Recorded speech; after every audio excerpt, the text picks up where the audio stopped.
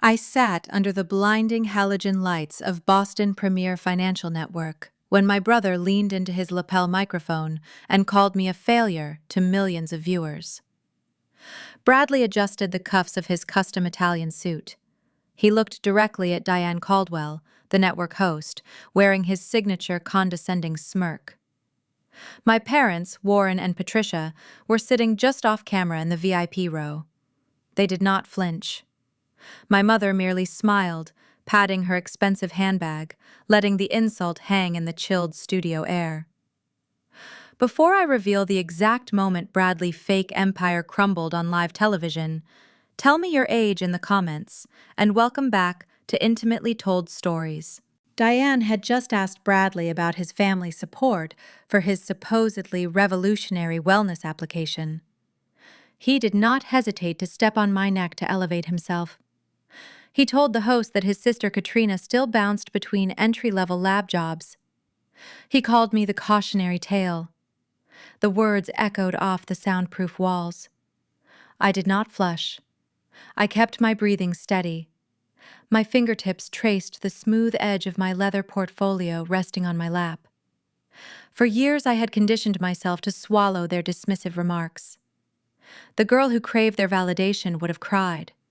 The woman sitting in that chair simply calculated the exact trajectory of his impending downfall. To understand the pure terror that would soon flood Bradley's eyes, you must understand the ecosystem of Massachusetts. We live in the intellectual capital of the nation. Outside this studio, historic colonial architecture stands in the shadow of towering glass biomedical facilities. It is a rigorous, progressive environment where fortunes are forged through pioneering healthcare data, not superficial marketing. Within this cutthroat hub, I had spent 5 years engineering OmniGen Health. I built my firm in the shadows. Recognizing my family toxic envy early on, I buried every patent, every clinical trial, and every round of venture funding under the legal shield of a blind entity known as the K. Peterson Trust. My parents genuinely believed I spent my days washing beakers in a cramped Cambridge laboratory, barely scraping together enough cash for rent. They worshipped Bradley. They treated his outsourced, failing software as the pinnacle of tech genius, ignorant to the reality that his application possessed zero functional code. They pitied my fake poverty while bankrolling his fabricated wealth. They lacked the security clearance to know I controlled a biomedical corporation carrying a $400 million valuation. The studio remained silent as Bradley finished his speech. He leaned back, expecting Diane to transition to his investment pitch. Instead, she turned her gaze away from him. Her posture straightened. Diane looked directly into the primary camera and announced it was time for the main event. She declared they were revealing the Massachusetts Entrepreneur of the Year, a visionary whose biotech firm just reached an astronomical valuation. Bradley puffed his chest out.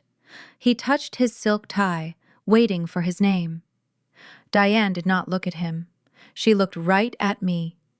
Please welcome the founder and CEO of OmniGen Health, Katrina Peterson. The audience erupted into applause. I turned my head slowly to observe my brother. The blood drained from his face, leaving his skin the color of damp ash. His jaw slackened. He hovered halfway out of his chair, trapped in a suspended state of sheer disbelief. The trap had snapped shut. The cameras recorded every second of his humiliation. My family was about to walk blindly into a buzzsaw of objective reality, and I was holding the switch. The atmosphere inside the network green room possessed the distinct, suffocating quality of a pressurized cabin just before a structural failure. Bradley paced the narrow stretch of gray carpet between the illuminated vanity mirror and the tufted leather sofa. His breathing came in shallow, irregular hitches, audible over the low hum of the ventilation system. He wore a custom-tailored Italian suit, cut from heavy charcoal wool, which now looked uncomfortably tight across his broad shoulders. The premium fabric pulled at the seams every time he ran a trembling hand through his meticulously styled hair. Perspiration gathered along his hairline, reflecting the harsh fluorescent lighting of the cramped space, despite the air conditioning pumping frigid air through the overhead vents. His physical discomfort served as a quiet, tangible manifestation of the invisible walls rapidly closing in on his fraudulent existence. He checked his gold wristwatch for the third time in 2 minutes. The metal band dug into his skin, leaving a faint red indentation. Patricia hovered near the makeup counter, acting as a frantic, self-appointed cornerman for a fighter about to enter the ring. She clutched a silk tissue, darting forward every time a bead of moisture threatened to ruin her son's televised complexion. She dabbed his forehead with rapid, frantic motions, murmuring soft words of encouragement about his upcoming victory. Warren stood near the catering table, arms crossed over his chest, nodding along as if overseeing a championship athlete before a gold medal match. My father treated this broadcast as the ultimate validation of his own parenting. He spoke in low conspiratorial tones, reminding Bradley to mention the scalability of the application, urging him to use industry buzzwords to captivate the venture capitalists watching from home. They both treated the upcoming interview as the crowning achievement of their legacy, willfully blind to the hollow foundation supporting it. I sat in the furthest corner of the room, sinking into a stiff vinyl armchair that smelled faintly of sterile cleaning supplies. My posture remained relaxed, my breathing even. I held a sleek tablet in my lap, scrolling through a highly classified digital patent file for a new cellular binding agent. The complex chemical structures glowed against the dark screen, representing years of isolated, relentless labor. The silence from my side of the room seemed to grate on my mother's nerves. She viewed my quiet demeanor not as respect, but as a deliberate insult to the grand occasion. Patricia shot a sharp glare in my direction, her mouth forming a tight, disapproving line. She stepped between me and Bradley, acting as a physical shield to protect his fragile concentration. She snapped at me to put the screen away and told me not to bother him right now. She claimed he needed profound, unbroken focus to articulate his corporate vision to the world. She assumed my silence stemmed from petty jealousy, convinced I was sitting there stewing over my own stagnant career while her golden child prepared to conquer the tech industry. I did not argue. I did not defend my position or explain that the patent I was reviewing would soon revolutionize early-stage oncology. I simply offered a polite, measured nod. I locked the screen of my tablet and set the device aside on the side table. Reaching down to the floor, I unzipped the side compartment of my leather portfolio. My fingers brushed against thick, premium parchment. I extracted a sealed manila envelope. It carried significant physical weight, stuffed with dense legal contracts, banking ledgers, and notarized declarations. I stood up, smoothing the fabric of my tailored blazer, and walked toward the catering table, where my father stood. He was busy reciting Bradley talking points, emphasizing the critical importance of projecting market dominance. I held the envelope out, offering it to him. I kept my voice neutral, presenting it as a gift for his upcoming retirement. I suggested he wait to open the package until they returned to the quiet comfort of their home. Wyatt drove with the silent intensity of a man who understood the stakes. The tires of the old Ford hummed against the cracked asphalt of Interstate 90. Outside the window, the sprawling South Dakota prairies blurred into a continuous ribbon of pale gold and muted green.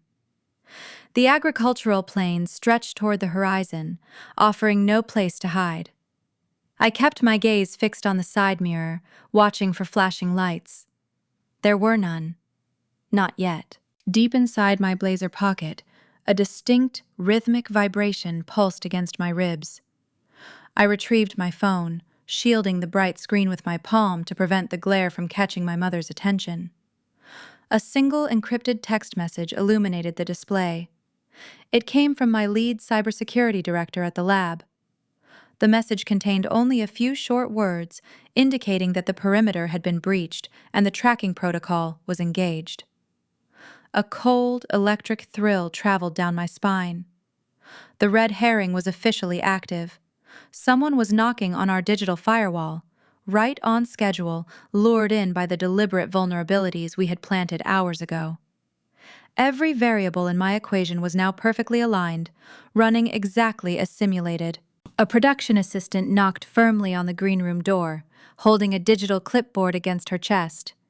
She announced they were 60 seconds away from airtime. Bradley took a deep, shuddering breath that sounded more like a gasp for oxygen. He adjusted his silk tie one final time, pasting on a manufactured look of supreme, untouchable confidence. Patricia kissed his cheek, leaving a faint smudge of lipstick that he quickly wiped away. Warren clapped him hard on the shoulder, calling him a pioneer of the digital age. I fell into step behind them, matching their brisk pace as we exited the confines of the green room. We walked down the long concrete corridor toward the main stage. The muffled roar of the studio audience vibrated through the floorboards, traveling up through the soles of my shoes. Cables coiled along the baseboards like sleeping serpents. Technicians with headsets rushed past us, holding up fingers to count down the remaining seconds. The air grew warmer with every step, heated by the intense, sweeping spotlights of the broadcast floor. Bradley marched forward with his head held high, his chest puffed out in a display of primal dominance. He looked left and right, absorbing the chaotic energy of the television studio, entirely unaware that each confident step carried him closer to his own professional execution. He thought he was walking toward a coronation. He was stepping up to the gallows, and he had tied the knot himself. The heavy, soundproof doors parted, revealing the brilliant, blinding glare of the main stage, setting the scene for the betrayal that would change the trajectory of our lives forever. Standing in the shadows of the backstage wings, I observed the high-definition monitors suspended from the steel scaffolding. Bradley settled into the plush guest chair across from the host. The intense studio spotlights illuminated his manufactured confidence. He adjusted his posture, attempting to project an aura of effortless success. Watching his smug profile digitized on the screen triggered a sharp, visceral recollection. The sterile scent of the television set faded away, replaced by the rich aroma of roasted sage and caramelized brown sugar. 3 autumns prior, the heavy mahogany dining table at our childhood home groaned under the weight of holiday extravagance. Crystal glasses chimed softly against fine porcelain. The crisp November wind rattled the window panes, a stark contrast to the stifling warmth inside the room. I had spent 70 grueling hours that week locked in a subterranean university laboratory, running endless statistical simulations on aging servers. Despite the physical exhaustion gnawing at my bones, a quiet pride radiated through my chest. I made the naive mistake of attempting to share a genuine scientific breakthrough with my blood relatives. I tried to explain the foundational mathematics behind my predictive oncology algorithm. I leaned forward, laying out how identifying specific cellular mutations early could preemptively target malignancies long before traditional scans even registered a shadow. The data models were dense, packed with complex variables and predictive coding, but they held the tangible potential to alter the landscape of modern medicine. I spoke with a quiet passion, hoping to see a spark of comprehension or pride in my parents' eyes. To fund the initial server space required to process those vast data sets, I had taken on double shifts at the university clinic. I lived on instant noodles and bitter coffee, sleeping in 4-hour increments on a stiff cot in the break room. Every spare dollar funneled directly into securing raw computational power. I sacrificed my social life, my health, and my comfort to feed an equation I knew would change the world.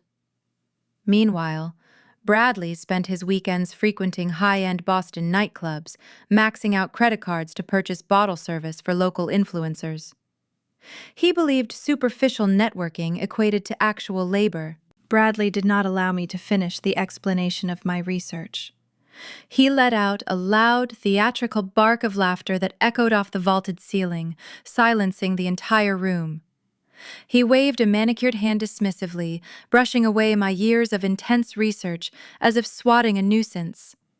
He labeled my life work as nerd fiction. He claimed the market did not care about laboratory hypotheticals when real wealth flowed through digital consumer engagement and brand synergy. He threw around tech buzzwords that held zero substance, treating specialized vocabulary as a substitute for actual knowledge. Then came the physical manifestation of his unearned entitlement. He leaned across the expensive linen tablecloth, his suffocating designer cologne masking the scent of the holiday meal. Without asking, without a shred of hesitation, he slid his dessert fork onto my china plate. He dragged my untouched slice of pecan pie over to his side of the table. He flashed a predatory, mocking smile, chewing the stolen pastry slowly to ensure I witnessed the theft. "Entrepreneurs eat first, Katrina," Kate declared, his voice muffled by the sweet crust.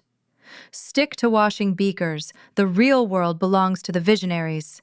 I shifted my gaze toward my parents, expecting a reprimand, bracing for them to draw a firm boundary. Instead, Warren chuckled, taking a slow sip of his Cabernet as if enjoying a private inside joke. Patricia smiled fondly at her son, dabbing the corners of her mouth with a cloth napkin, tacitly endorsing his cruelty. They found his arrogance charming. They interpreted his blatant disrespect as a demonstration of alpha business acumen. In their distorted reality, he was a shark, claiming his rightful territory, and I was merely chum floating in the water. A profound, icy clarity settled deep within my chest that evening.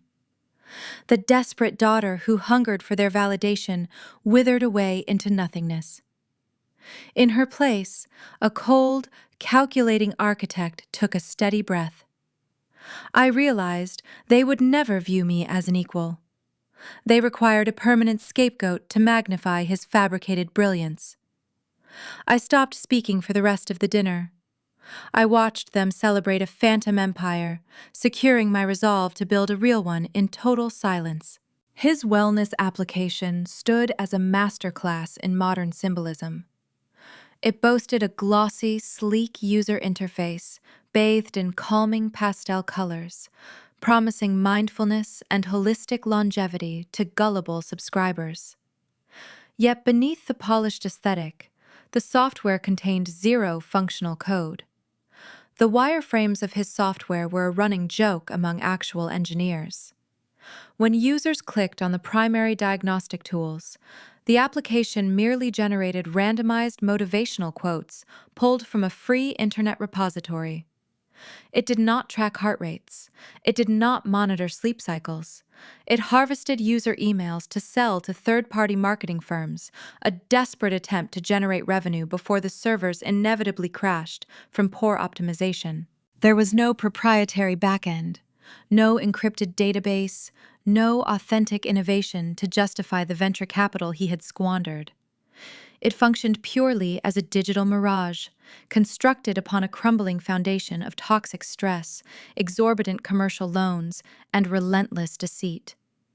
He hired cheap offshore developers to string together open-source templates, while he spent his investors' money on luxury car leases to project an illusion of profitability. He was a parasite, parading around the New England tech circuit as a prodigy.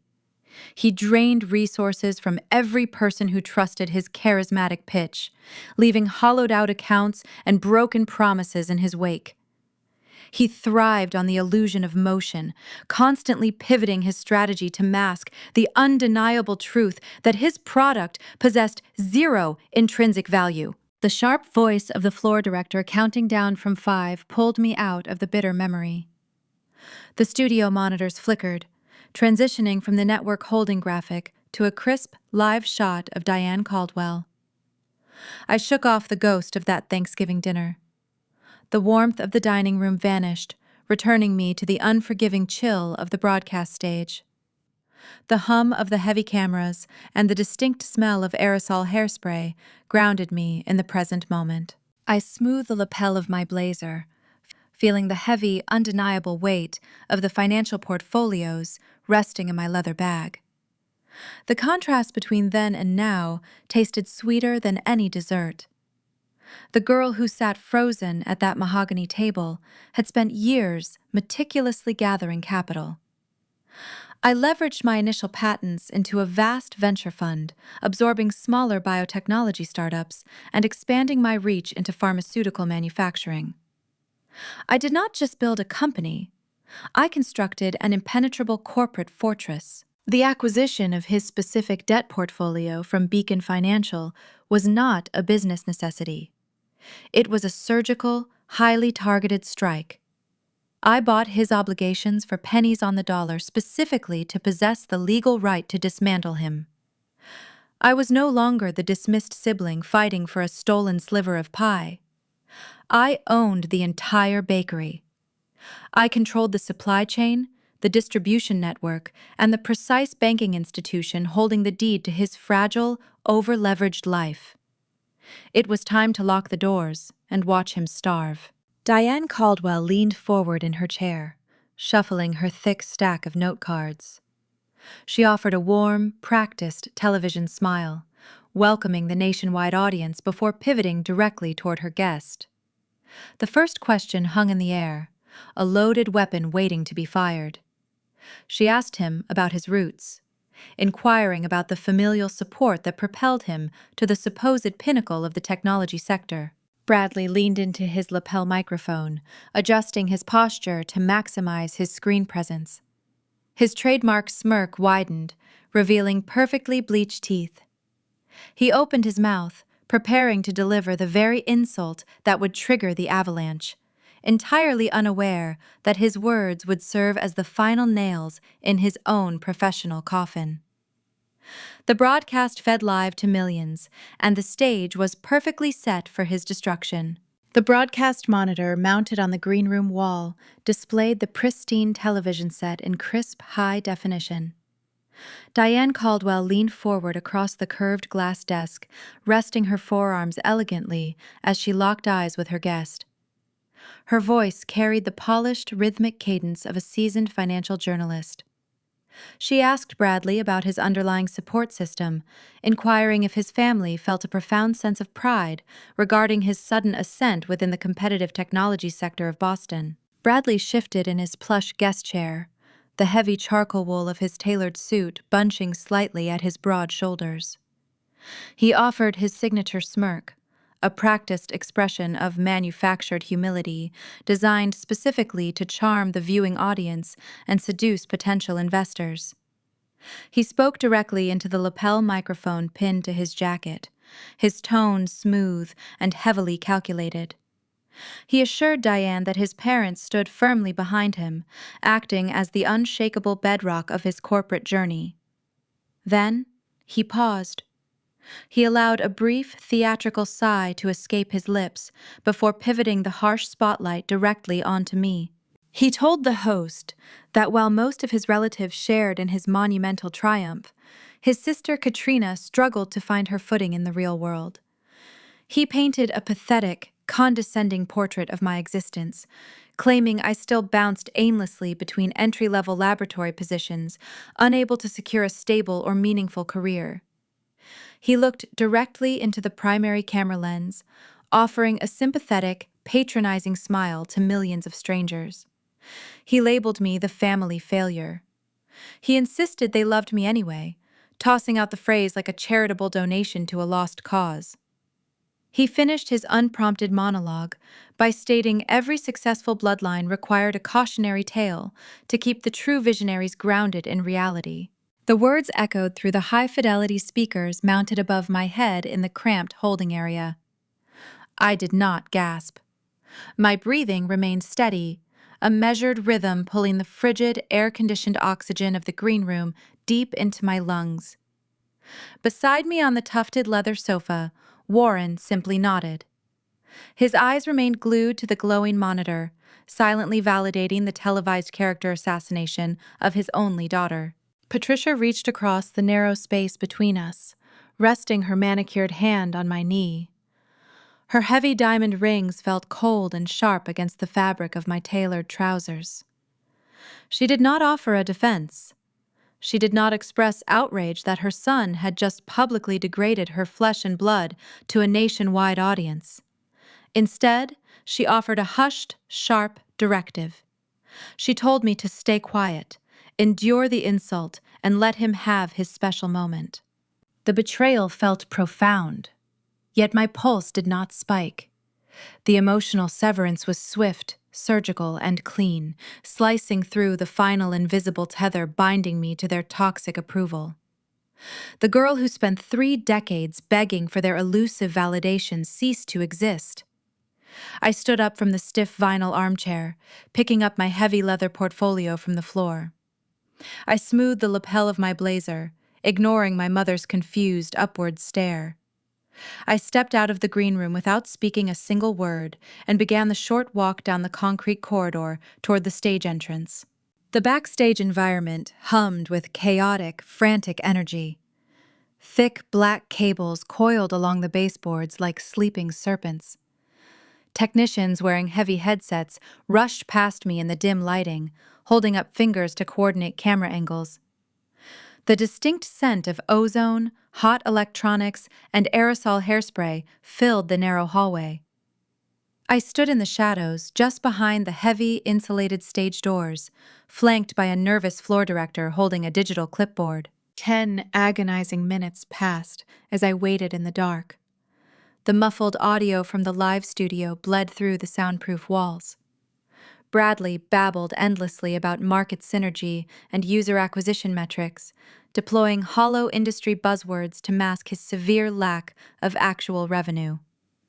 He occupied the center of his own delusional universe, entirely oblivious to the steel trap currently clamping shut around his ankles.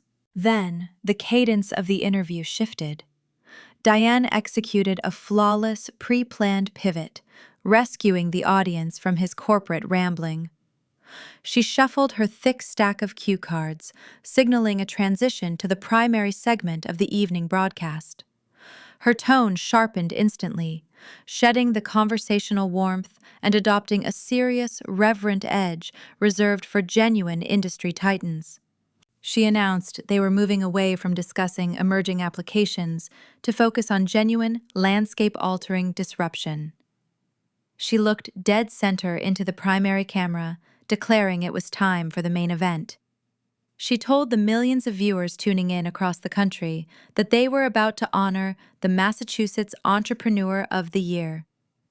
She described a brilliant, elusive visionary who had spent the last 5 years building a biotechnology firm in total stealth mode, operating quietly in the shadows of Cambridge.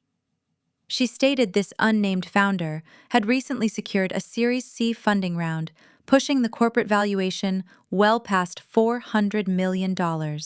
On the backstage monitor, I watched Bradley physically transform.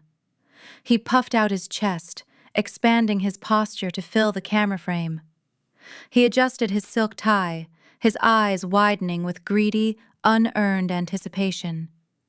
In his highly distorted mind, he genuinely believed Beacon Financial or some unseen venture capital angel had orchestrated a surprise public investment round for his failing software.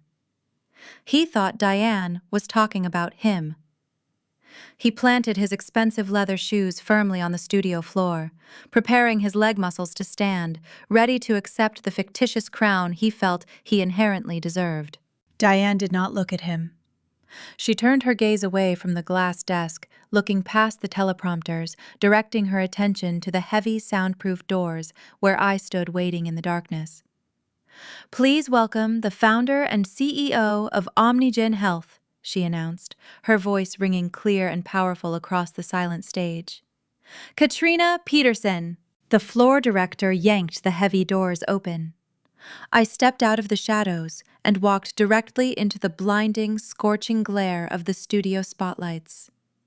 The live audience erupted into a deafening roar of applause. The sound washed over me like a physical wave, vibrating through the polished hardwood floorboards beneath my heels. I maintained a steady, measured stride, keeping my chin parallel to the floor, projecting the calm, undeniable authority of a woman who commanded a vast medical empire. The automated crane camera swooped down from the steel rafters, panning swiftly to capture Bradley's raw reaction. The live feed broadcast his unfiltered terror to the entire eastern seaboard. His jaw hung slack, pulling his mouth open in a silent, desperate gasp for air. The arrogant smirk vanished, replaced by a hollow, sickening realization. The color drained from his face at a terrifying speed, leaving him looking pale, clammy, and physically ill under the harsh lighting. His eyes darted frantically from Diane to the cheering audience and finally rested directly on me. His reality fractured into a million irreparable pieces. The sister he had just publicly humiliated, the woman he dismissed as a minimum wage beaker washer just moments ago, was walking onto his stage to claim the highest honor in the New England technology sector. The $400 million valuation belonged to me. The quiet power he coveted belonged to me. The empire was mine, built right under his nose while he squandered his investors' capital on leased sports cars and empty promises. I reached the curved glass desk and extended my hand to Diane. She stood, offering a warm, highly respectful greeting reserved for peers, not subordinates. I took my seat in the plush leather chair directly across from my brother. He sat, completely frozen, hyperventilating quietly through his nose, his custom Italian suit suddenly feeling like a restrictive straitjacket. The oxygen seemed to vanish from his lungs. He was trapped in a chair on live television, sitting inches away from the sibling he had deeply and chronically underestimated. But as the deafening applause began to die down, and the camera-red recording light blinked steadily in the periphery, the sheer shock paralyzing his facial features began to curdle. A new, highly dangerous emotion flickered in his panicked, bloodshot eyes. The initial horror morphed rapidly into a desperate, feral instinct for survival. He realized his facade was crumbling in real time, signaling to me that he was preparing to launch a reckless counterattack, ready to drag my reputation down into the mud to save his own sinking ship. I settled into the ergonomic chair at the curved glass desk. My posture mirrored the steadfast architecture of the Boston skyline glowing on the digital backdrop behind us. I sat tall, unyielding, constructed from unbreakable resolve and years of silent discipline. I wore a tailored midnight blue blazer, the premium fabric cutting a sharp, authoritative silhouette against the intense, bright studio lights. The physical transformation was profound and undeniable. I did not resemble the exhausted, struggling laboratory assistant my family loved to mock during holiday dinners. I radiated the quiet, lethal authority of a chief executive officer who held the reins of a 9-figure biomedical enterprise. I belonged in that chair. Opposite me, my brother continued to unravel in real time. The television camera lenses zoomed in smoothly, magnifying his acute distress for the entire eastern seaboard to witness. His chest heaved with shallow, erratic breaths, fighting for oxygen in a room that suddenly felt devoid of it. The bespoke tailoring of his expensive Italian suit now trapped him like a sophisticated snare, restricting his movements and highlighting his physical discomfort. He wiped a damp palm against his thigh, his eyes darting frantically across the room, as if searching for an emergency exit that did not exist. Narcissistic collapse is rarely a graceful process. When faced with undeniable, catastrophic defeat, a fragile ego does not surrender to the truth. It attempts to rewrite the narrative to survive. His primal survival instinct kicked into overdrive. He needed to reassert dominance, to pull me back down into the designated role of the inferior, manageable sibling. He could not stomach the reality of my triumph overshadowing his manufactured, hollow existence. He leaned forward, gripping the edge of the glass desk until his knuckles turned a mottled shade of white, A strained, guttural laugh escaped his throat, sounding more like a dry cough than an expression of genuine joy. He forced his facial muscles into a stiff, unnatural mask of brotherly pride, though his eyes remained wild, cornered, and deeply terrified. He interrupted the host before she could pose her next question. He leaned into his lapel microphone, his voice dripping with thick, fake affection and desperate bravado. He declared to the studio audience what a stunning, beautiful surprise this twist was. He spun a desperate fable on live television, attempting to hijack the segment. He claimed my monumental success was actually a collective family achievement, rooted in his own brilliance. He stated that during my darkest days in that cramped Cambridge laboratory, when nobody else believed in my vision, he stepped in to save me. He told millions of viewers that he provided the initial seed capital for my ambitious project. He smiled, gesturing toward me with an open palm, marveling aloud at what I had accomplished using his generous financial backing. A low, collective murmur rippled through the studio audience. The viewers shifted in their seats, sensing the palpable friction radiating from the desk. Diane Caldwell tilted her head, her seasoned journalistic instincts sensing a sudden, volatile shift in the atmospheric pressure. She remained silent, allowing the tension to build, recognizing the raw, unscripted television unfolding before her. Bradley expected me to fold under the intense spotlight.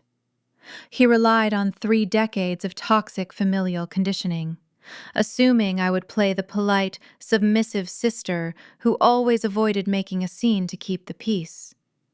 He wagered my innate fear of public confrontation would force me to accept his false narrative without a fight. He thought I would smile, nod graciously, and allow him to siphon my prestige to repair his own crumbling reputation. He intended to claim public ownership of my intellectual property right there on the broadcast, establishing a verbal contract in front of millions of witnesses. His audacity triggered a vivid, grounding recollection of my actual startup phase. When he claimed he funded my early research, my mind flashed back to the grueling, solitary reality of building Omnigen Health from the ground up. I remembered liquidating my modest retirement account, selling my reliable sedan, and consuming cheap canned soup for 14 straight months just to keep my data servers running. I remembered enduring brutal, exhausting pitch meetings with highly skeptical venture capitalists in stark boardroom settings, fiercely defending my oncology algorithms against rigorous scientific scrutiny. I fought for every single dollar, proving my mathematical models through sheer intellect and relentless perseverance. Bradley never contributed a single dime to my operation. In fact, during that exact same period of my life, he was begging our parents to co-sign a predatory commercial loan to keep his luxurious fabricated lifestyle afloat. He was a thief, attempting to steal the crown jewels in broad daylight using a national television broadcast as his getaway vehicle. He believed his charisma could outmaneuver my intellect. My boundary, however, was forged in titanium. I did not shrink into my chair. I did not avert my gaze or soften my expression to make him feel comfortable. I looked directly into his panicked, bloodshot eyes, holding his gaze with the unwavering intensity of a predator who had just cornered its prey. I let the heavy silence stretch for 3 agonizing seconds, forcing him to sit in the uncomfortable, suffocating void of his own fabrication. The temperature in the studio seemed to drop several degrees. The camera operators pushed their rigs closer, capturing the intense micro-expressions playing across our faces. He swallowed hard, his throat bobbing against his constricting collar. He realized, a fraction of a second too late, that he had handed me the exact weapon I needed to dismantle him. I placed my sleek digital tablet onto the pristine surface of the desk. The soft click of the metal casing against the glass sounded like a judge bringing a wooden gavel down in a silent courtroom, sealing a final verdict. I leaned toward my own microphone. My voice did not waver. It cut through the heavy studio air like a surgical scalpel, separating diseased tissue from healthy muscle, precise and lethal. I told him his narrative was truly fascinating. I complimented his ability to weave such a compelling, imaginative story on such short notice. Then, I mirrored his posture, leaning slightly forward, replacing his erratic panic with glacial, unwavering calm. I reminded him that numbers, unlike fragile egos, do not possess the capacity to lie. I explained to Diane and the viewing public that the foundation of any legitimate corporate entity rests on verifiable data, not sentimental, fabricated family anecdotes. I suggested we examine the actual capitalization table of Omnigen Health, pointing out that corporate ownership structures are matters of strict public record. I tapped the screen of my device, initiating the wireless casting protocol. The sweeping digital monitor suspended behind us blinked, shifting seamlessly from the network logo to a crisp, high-resolution display of my corporate filings. The spreadsheet illuminated the studio, casting a cool blue glow over the stage. It showcased the precise, undeniable breakdown of institutional investors and my own vast equity stakes. His name was nowhere to be found. The visual evidence hung above us, an irrefutable testament to his deceit, exposed for the entire financial sector to analyze. I watched his eyes track the lines of data displayed on the screen behind us. The crisp white font detailed Series A, Series B, and the final mezzanine funding rounds. Every row verified institutional backing from prestigious medical boards. Every column confirmed my status as the sole individual founder. The empty space where he claimed his name should reside spoke louder than any accusation I could voice. He tried to open his mouth, perhaps to formulate another excuse or claim an administrative error, but his vocal cords failed him. A dry, pathetic wheeze was the only sound he managed to produce. Diane Caldwell leaned in, her eyes scanning the capitalization table with expert precision. She spent her entire career dismantling corporate executives who padded their resumes or inflated their earnings. She instantly recognized the sheer magnitude of his falsehood. She looked at Bradley, her expression shifting from polite curiosity to professional disdain. The host recognized that the man sitting across from her was not a visionary tech founder, but a desperate fraud drowning in his own hubris. The narrative control had officially transferred into my hands, and I had no intention of relinquishing it. The digital trap was set. The red herring was swimming into view. Proving his lack of involvement in my empire was merely a defensive block. Now, it was time to go on the offensive. The vibration on my wrist confirmed that the secondary phase of my plan was ready to execute. I prepared to shift the focus away from my legitimate wealth and direct the unforgiving glare of the cameras onto the toxic mountain of debt he had secretly accumulated. The destruction of his public persona was about to escalate from a simple lie to a catastrophic financial revelation.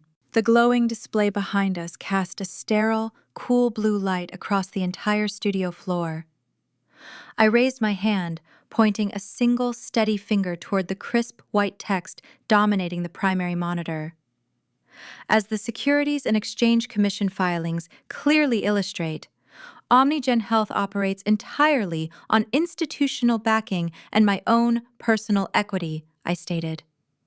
My voice resonated through the studio sound system, calm, measured, and stripped of any familial warmth. We require every investor to pass rigorous vetting protocols before they can inject capital into our research. Your name, Bradley, appears nowhere on this capitalization table. Not as an angel investor, not as a silent partner, and certainly not as a founder. He stared at the massive screen, his lips parting in a silent gasp. The undeniable proof hung suspended in the air, dismantling his fabricated narrative in front of the exact demographic he desperately needed to impress. Diane Caldwell leaned closer to her own embedded desk monitor, verifying the data with the sharp scrutiny of a veteran financial journalist. She spent her career decoding corporate spin, and she saw the truth illuminated in the SEC data. The man sitting in her guest chair was a charlatan, attempting to claim credit for a medical revolution he did not comprehend. Just as the silence in the room reached a fever pitch, a sharp, rhythmic vibration pulsed against my left wrist. My smartwatch delivered 3 distinct tactile bursts against my skin. The digital face illuminated under the tailored cuff of my blazer, flashing a priority alert originating directly from my lead cybersecurity director. The notification text glared in bold red letters, signaling a critical breach attempt detected within our primary servers. To the casual observer, or to any standard tech executive sitting under the immense pressure of a live television interview, this warning would signal a catastrophic failure. It would imply that my pristine biomedical empire was currently suffering a fatal cyber attack right during my grand public unveiling. This alert served as the ultimate red herring, a carefully constructed digital illusion designed to misdirect my enemies and draw them further into the snare. Bradley noticed the faint glow emanating from beneath my sleeve. A fleeting, almost imperceptible spark of triumph returned to his panicked, bloodshot eyes. He recognized the notification style. He believed his hidden trump card had just been played. He thought he possessed the upper hand, assuming my sudden silence stemmed from sheer terror rather than calculated restraint. We shared a delicious, invisible layer of dramatic irony in that exact moment. For 3 agonizing weeks, my security team had monitored strange, clumsy digital pings, probing the outer perimeter of our corporate firewalls. My head of digital infrastructure, a brilliant former intelligence operative recruited straight out of the Massachusetts Institute of Technology, traced those sloppy footprints right back to a cheap, dark web contractor. Bradley had hired a mercenary hacker to infiltrate my servers during this exact broadcast window. His ultimate goal was to steal my proprietary oncology algorithms, hoping to sell the stolen patents on the black market to salvage his own sinking ship. Instead of reinforcing our digital walls to block the intrusion, my team and I laid a sophisticated trap. We constructed an elaborate honeypot, a labyrinth of encrypted servers filled with useless, randomized code designed to mimic highly valuable medical diagnostic data. The moment the hired hacker bypassed our fake exterior firewall, the system quietly locked the digital doors behind them. We were not under attack. We were actively trapping the intruder, harvesting their secure IP address, and tracing the routing data directly back to Bradley-registered shell company. I did not panic. I did not break eye contact with my brother.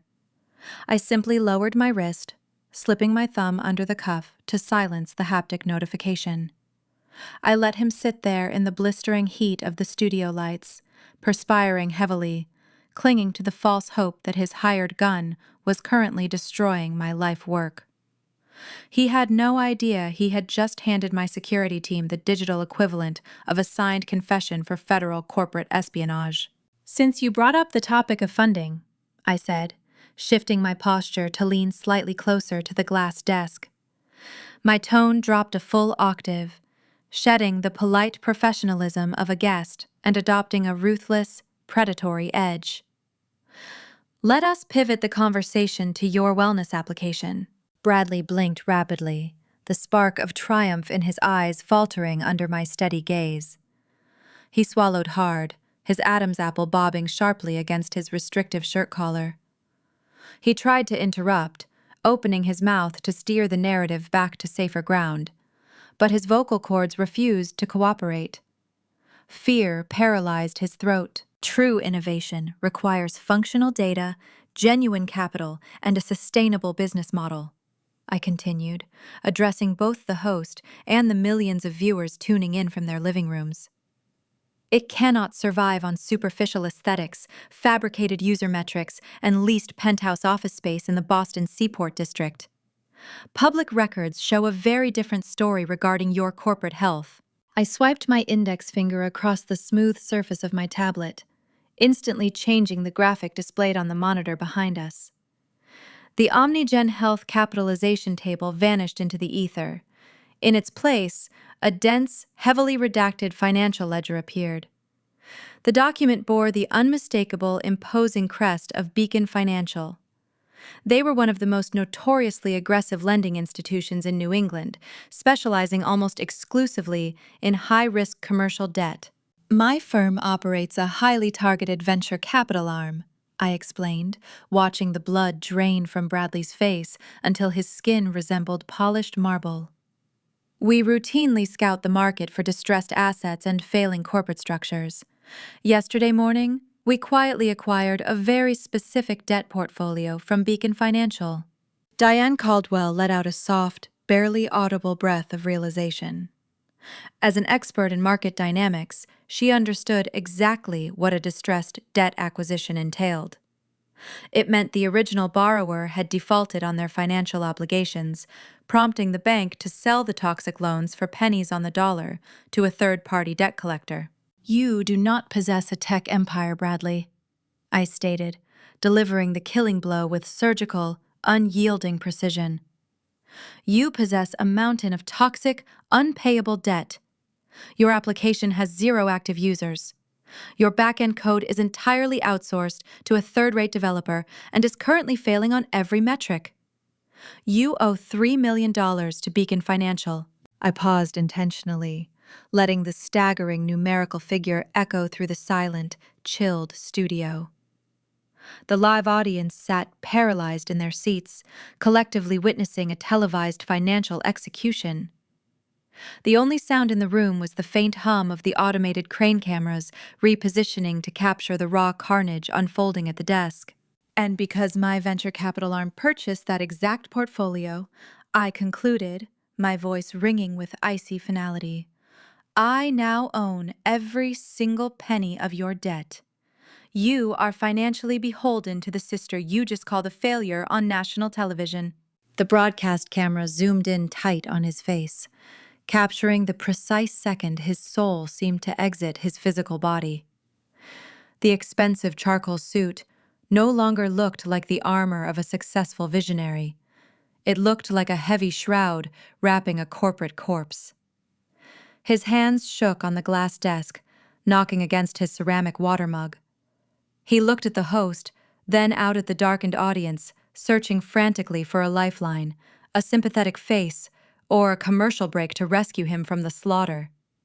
He found nothing but cold, unforgiving lenses recording his total ruin.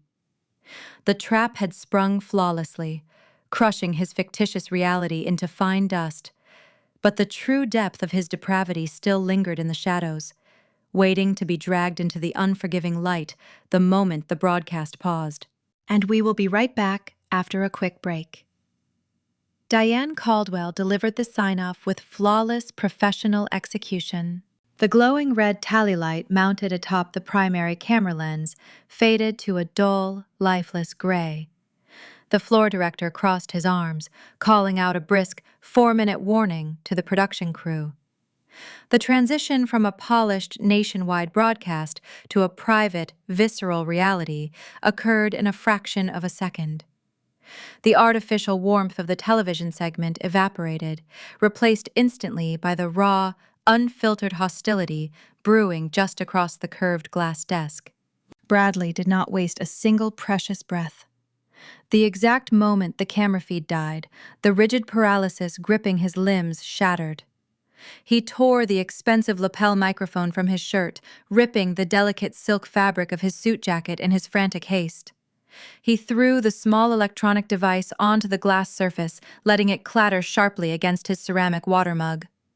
A guttural hiss escaped his clenched teeth, a sound devoid of any corporate polish or brotherly affection. He called me a bitch, his voice trembling with unchecked primal rage. He planted his palms flat on the desk and lunged forward, attempting to clear the physical barrier separating us. His tailored jacket pulled tight across his broad back, the bespoke seams groaning under the sudden, erratic exertion.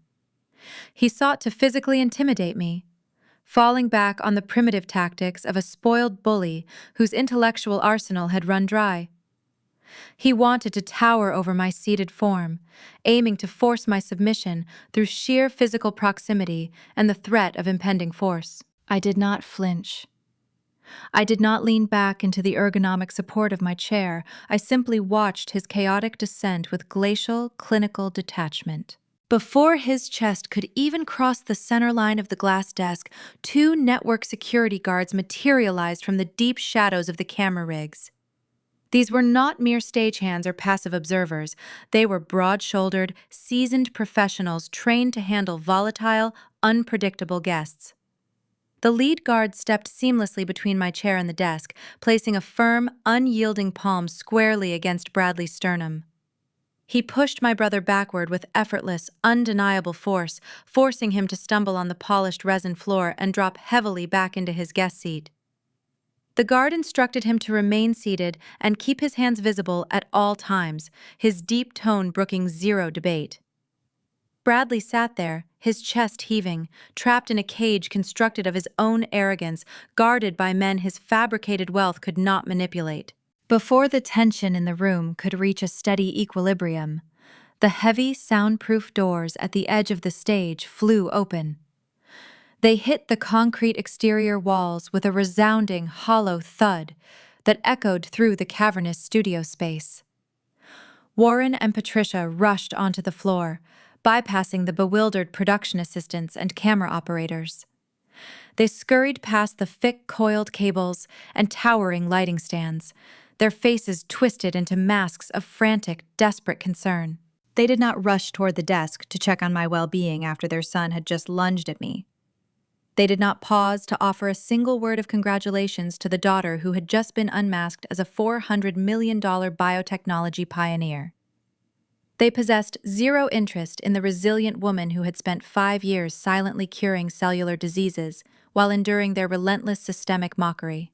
Instead, they rushed straight to the man who had just been exposed as a monumental fraud. They flocked to Bradley, treating him like a tragic victim of an unprovoked assault, rather than the architect of his own demise. Patricia wrapped her arms around his shoulders, pressing his head against her chest, ruining her expensive makeup as hot tears streamed down her flushed cheeks. Warren stood over them like a protective sentry, glaring furiously at the security guards who dared to place a hand on his golden child. The toxic echo chamber of our family dynamic was on full, spectacular display, broadcast live to the bewildered studio crew, rather than the television audience. My mother pulled away from Bradley just enough to turn her blistering wrath toward me. Her face was flushed, her eyes wide with a frantic, unhinged energy. She shrieked, her voice echoing shrilly across the silent, chilled stage. She demanded to know how I could orchestrate such a cruel betrayal against my own flesh and blood. She accused me of humiliating my brother, twisting the narrative to frame his exposure as a calculated, vindictive attack rather than the inevitable consequence of his own chronic deceit. Then, Patricia delivered a demand so profoundly detached from reality that it bordered on clinical delusion. She ordered me to fix the situation immediately. She instructed me to wait for the commercial break to end, look directly into the primary camera, and lie to the entire financial and biotechnology sector of New England. She wanted me to tell Diane Caldwell and the millions of viewers that I had made a terrible, confusing mistake. She demanded I announce that Bradley was actually the chief operating officer of OmniGen Health, demanding I hand him a fictitious title to salvage his shattered reputation. I sat in my chair, absorbing the breathtaking audacity of her request. I let the silence stretch, allowing the sheer magnitude of her delusion to hang in the air. She was looking at a self-made chief executive officer, a woman who had just demonstrated impenetrable corporate leverage on national television, and she was demanding I shrink myself to serve a sinking ship. She wanted me to hand over the prestige, the hard-earned equity, and the flawless reputation I had bled for, all to provide a life raft for a con artist who had never worked a genuine day in his life. Throughout my childhood, whenever Bradley broke a window, crashed a vehicle, or failed a collegiate course, I was ordered to take the blame or minimize his failure to preserve his pristine record. They expected the exact same unthinking sacrifice today, merely scaled up to a massive corporate level. They believed my sole purpose in this universe was to act as his eternal shock absorber.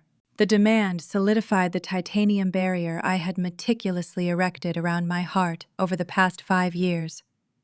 Any lingering shred of filial obligation, any microscopic hope for a genuine parental connection, dissolved instantly into the chilled studio air. The girl who once sought their validation was truly gone, replaced entirely by the executive who recognized a toxic liability. "I am not your scapegoat anymore," I said. My voice rang out, eerily calm, cutting sharply through her hysterical sobbing and the ambient noise of the studio crew. I did not raise my volume. I did not inject a single ounce of anger or resentment into my tone. The quiet, lethal certainty of my response forced the remaining camera operators to pause their adjustments, captivated by the quiet execution unfolding at the financial desk. Warren's face turned a deep, mottled shade of crimson. The patriarch of the family could not fathom my blatant defiance. He stepped around the desk, pointing a trembling, accusatory finger in my direction. He slammed his open palm down onto the thick glass surface of the table, causing the empty water mugs to rattle sharply against the smooth surface. "You owe this family, Katrina!" he bellowed, his voice cracking under the intense strain of his own indignation. "We supported you.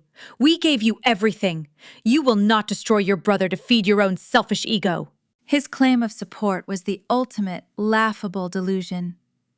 Their support consisted of pointing at my modest, disciplined lifestyle and laughing. Their support consisted of stealing my dessert at Thanksgiving while mocking my scientific ambitions and telling me to wash beakers. They had poured every ounce of their emotional and financial capital into a hollow, leaky vessel, and now they were furious that the vessel had cracked wide open and drained completely dry. I reached down into the side compartment of my leather portfolio, resting securely beside my chair. I unclasped the metal buckle, my movements deliberate, measured, and entirely unhurried. I extracted a sleek, legal-sized folder made of thick black cardstock. I placed it onto the glass desk, resting my manicured hands lightly on top of the smooth, pristine cover. "You want to know the real reason I bought the Beacon Financial Debt Portfolio?" I asked, locking eyes with my father and holding his furious gaze. I did not wait for his blustering answer. I slid the black folder across the polished glass. It glided smoothly, coming to a halt directly in front of Warren's trembling hands. The crisp white edge of the documents tucked inside peeked out from the dark cover, holding the devastating, unalterable truth that would shatter their comfortable reality permanently. "I bought his debt because I saw his collateral documents," I stated, watching the confusion begin to swirl in my father's eyes, replacing his fiery anger with a sudden chilling dread. "I bought the debt because I know exactly what he used to secure those $3 million. The studio remained deadly silent, the digital countdown clock on the wall ticking steadily toward our inevitable return to the live broadcast, leaving my family standing precariously on the precipice of a revelation that would leave them entirely destitute. Warren stared at the highlighted text resting on the pristine glass surface of the desk. His hands trembled, causing the thick legal parchment to rattle softly in the quiet studio. He adjusted his reading glasses, squinting at the dense financial terminology printed under the imposing Beacon Financial letterhead. It took several agonizing seconds for his brain to process the complex legal jargon, to translate the sterile banking clauses into the devastating reality of his current situation. I watched his eyes track across the page, monitoring the exact moment comprehension dawned on his aging features. He recognized the address listed under the collateral section. It was the sprawling, historic colonial home in the Massachusetts suburbs. That property represented 4 decades of his unwavering corporate loyalty, early morning commutes, and relentless saving. It stood as the physical manifestation of his pride, the untouchable fortress of his upper middle class legacy. Now it was reduced to a mere bargaining chip, listed on a distressed asset ledger that I exclusively controlled. Bradley did not just default on his commercial obligations, I explained. My tone carried the sterile, objective detachment of a surgeon delivering a terminal diagnosis. $3 million does not materialize from thin air.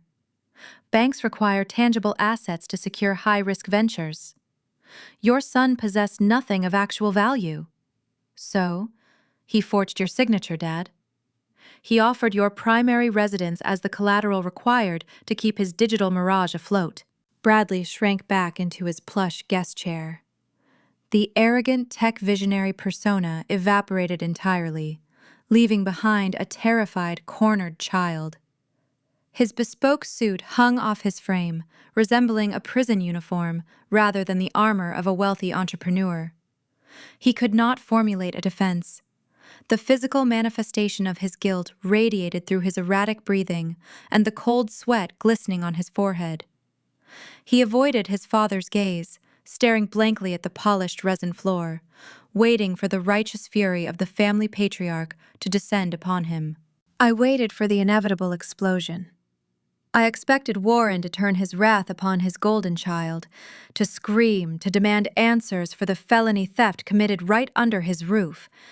But before my father could articulate a single word of outrage, my deep observational training caught a subtle, glaring anomaly in the room.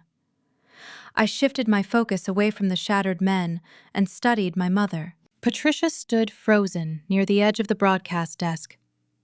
Any normal parent confronted with the sudden loss of their life savings would display profound shock, outrage, or utter confusion. Patricia displayed none of those expected emotions. Her face had turned the color of chalk. Her eyes darted rapidly, refusing to look at the legal document resting in her husband's trembling hands. She clutched her expensive leather handbag against her chest like a protective shield. Her shallow, rapid breathing mirrored the panic of a suspect caught in a lie, not a victim discovering a crime. She was not surprised. She was terrified. A new, chilling hypothesis formed in my mind. The puzzle pieces clicked into place with lethal precision. A commercial lender like Beacon Financial rarely issues a 7-figure loan based on a single, unverified signature. They require notarized verification, secondary guarantees, or a willing cosigner to bypass their stringent fraud detection protocols. Bradley was too careless to orchestrate a flawless forgery alone. He needed an accomplice on the inside. "Wait," I said, raising my hand to silence the heavy murmurs echoing from the surrounding production crew. I stood up from my ergonomic chair, leaning across the curved desk. I reached out and grabbed the corner of the thick legal document held by my father. With a swift, deliberate motion, I flipped the heavy parchment over to the second page of the loan agreement. The crisp white paper revealed the final authorization section, featuring the required signatures, the banking stamps, and the binding legal declarations. I traced my index finger along the primary borrower line. "Your signature is undeniably forged, Dad," I stated, locking eyes with my father before shifting my lethal gaze directly toward my mother. But this second line tells a very different story. The studio went dead silent. The ambient noise of the television set seemed to vanish, sucked into the black hole of this singular, catastrophic revelation. I pointed to the secondary authorization line. The ink displayed a flowing, unmistakable cursive script. It lacked the rigid, hesitant strokes of a forgery. It carried the smooth, practiced elegance of a woman signing a routine check. "Your signature is not forged, Mom," I announced, letting the sheer weight of the truth crush the remaining oxygen out of the room. "You co-signed this fraudulent loan." Patricia let out a sharp, ragged gasp. Her knees buckled slightly, forcing her to lean heavily against the edge of a towering camera rig to maintain her balance. She burst into tears, ugly, racking sobs that echoed through the cavernous studio space. She did not attempt to deny the accusation. The visual evidence was irrefutable, and her sudden emotional collapse served as her binding confession. She had secretly co-signed a multi-million-dollar commercial loan for a son she knew possessed zero revenue. She bypassed her husband, risked their entire estate, and enabled a felony fraud. The toxic logic driving her decision crystallized in my mind. She blindly assumed his application would miraculously generate millions once it hit the market. She treated his delusions of grandeur as undeniable prophecies. Even worse, she operated under a sinister, unspoken backup plan. If his venture failed, she assumed she could simply pivot her attention to me. She intended to guilt her invisible, disciplined daughter into covering the staggering losses to protect the family name. She viewed my unacknowledged intellect and financial stability as a limitless reservoir, a safety net she could tap into whenever her golden child stumbled. She gambled their entire retirement on his vanity, fully expecting me to foot the bill when the casino called in the debt. She was legally culpable for the $3 million, tethered directly to his sinking ship. Warren staggered backward, stumbling over a thick coil of black electrical cables resting on the floorboards. He dropped the legal folder. The heavy parchment spilled across the pristine glass desk, the pages fanning out like a deck of marked cards. He looked at the woman he had been married to for 3 decades, staring at her as if she were a total stranger who had broken into his home. His jaw worked soundlessly. The foundation of his reality turned to dust in a matter of seconds. The idol he had worshipped, the brilliant son he paraded around the intellectual circles of Boston, was unmasked as a parasitic thief. The loyal wife who stood by his side was exposed as a willing, calculated accomplice. Every dinner table lecture, every smug piece of business advice, every dismissive remark they had directed at my quiet ambition now echoed with the hollow ring of profound hypocrisy. His entire life was built on a foundation of deceit, and the daughter he deemed a failure was the only person standing on solid ground. Patricia reached out a trembling hand toward her husband, sobbing his name, begging for a fraction of understanding. Warren flinched, physically recoiling from her touch as if her skin burned with a contagious disease. He turned his head away, unable to look at the weeping woman who had signed away their future to indulge a fraud. The heavy, dramatic silence of the familial destruction was suddenly pierced by the sharp, authoritative voice of the floor manager. 30 seconds to air, the director shouted, holding a glowing digital timer high above his head. Everyone clear the stage. Settle down. We are going live. The commercial break was ending.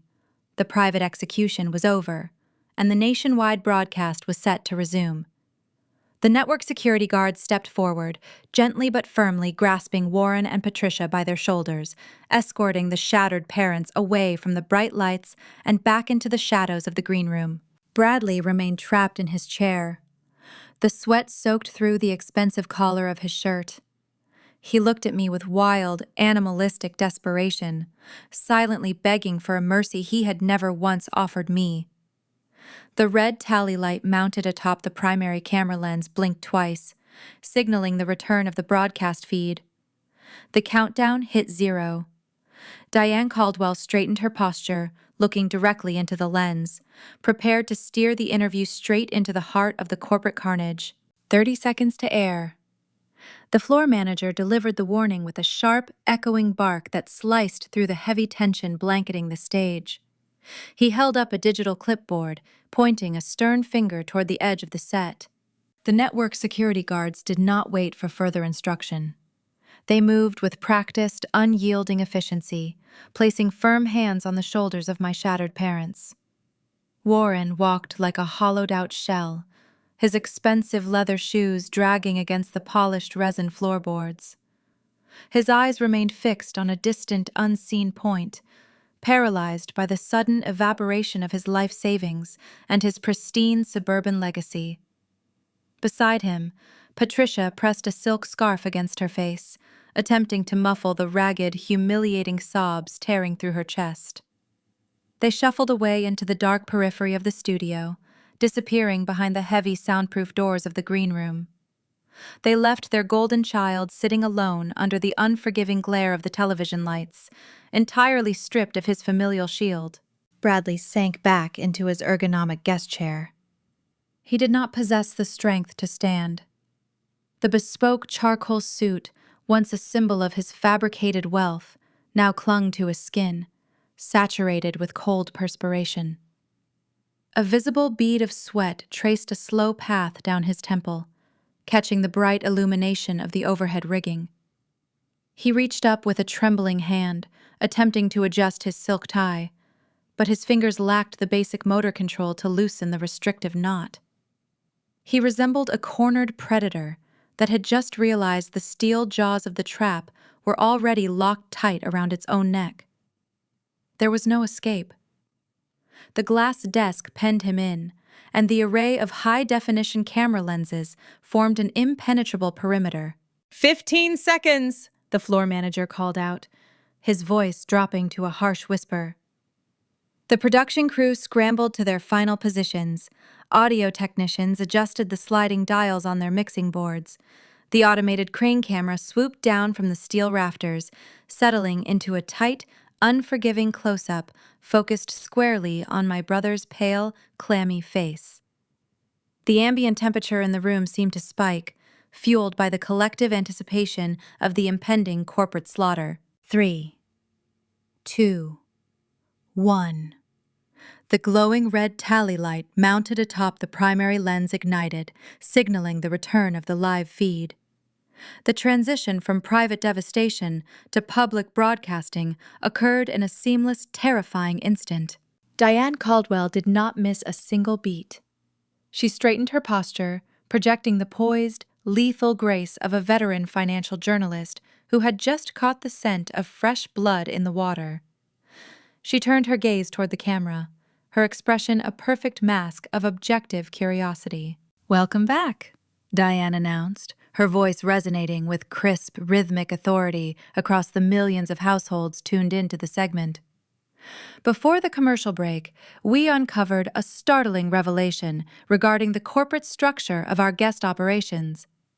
Bradley, as someone whose primary company is currently facing severe insolvency and a staggering distressed debt acquisition, what is your official response to these allegations of fiduciary mismanagement? The question hung in the chilled studio air, heavy and inescapable. Diane did not coddle him. She did not offer a gentle transition or a polite deflection. She pinned him directly to the ledger of his own deceit, demanding accountability on a public stage.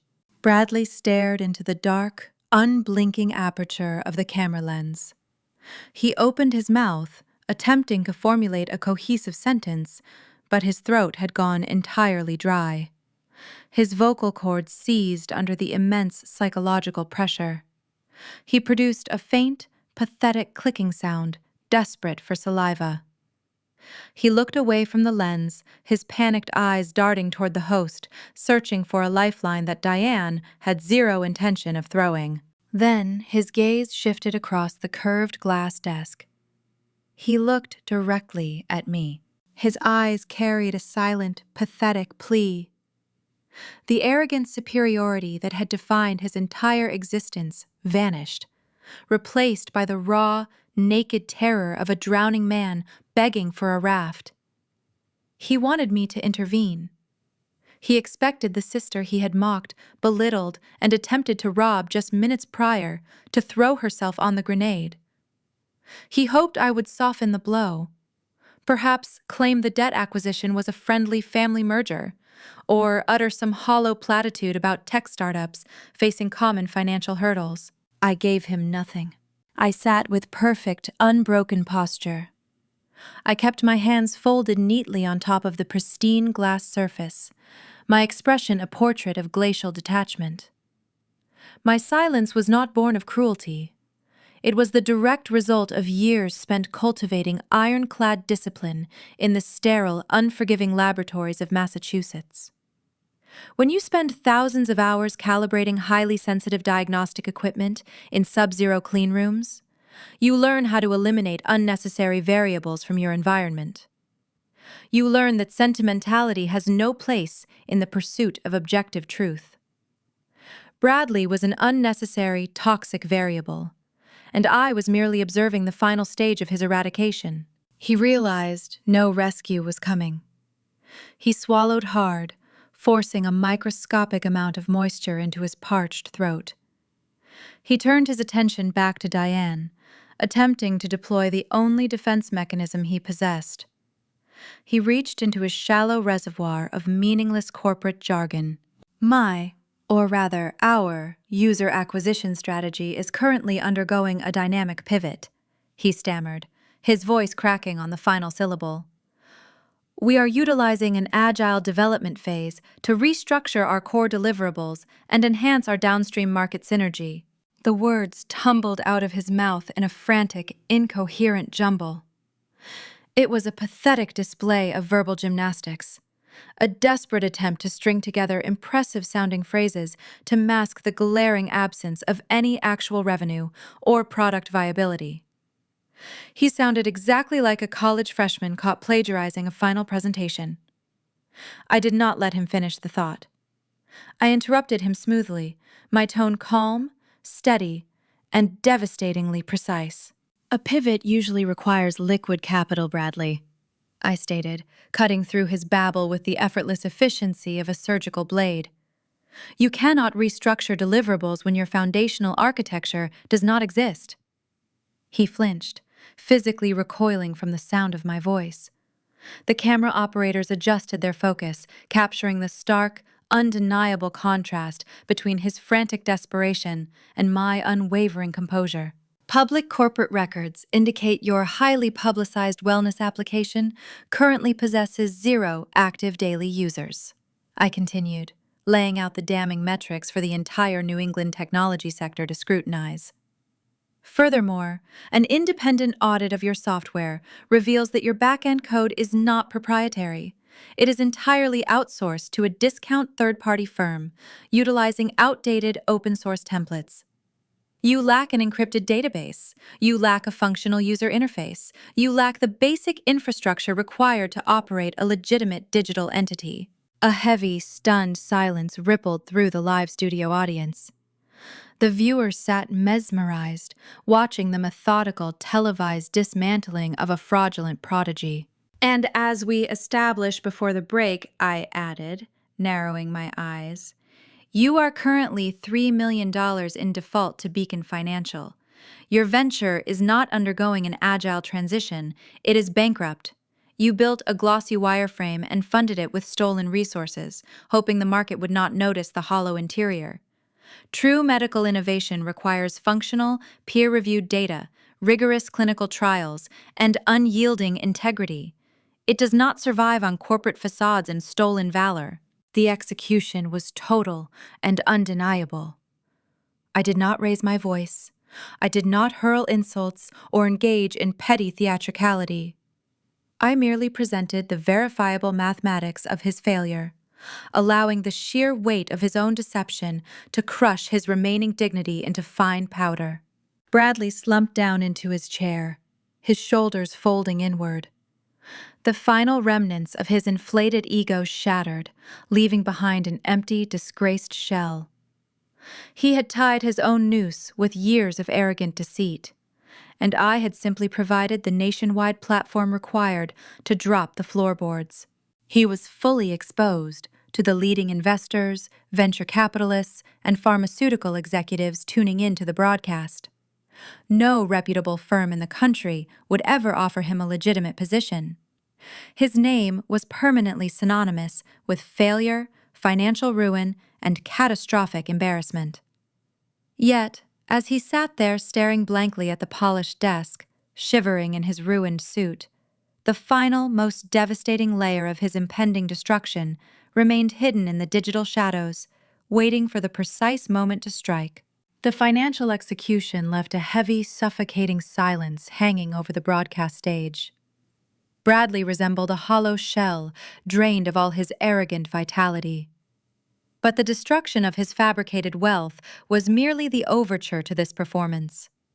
The true depth of his depravity required one final, undeniable exposure to ensure he could never again manipulate his way out of the consequences. I shifted my posture to command the center frame of the camera. I looked away from his trembling form and directed my gaze straight into the primary television lens. "Speaking of functional data," I said, my voice resonating with cold, clinical authority, "Omnigen Health takes the protection of our medical research with the utmost seriousness.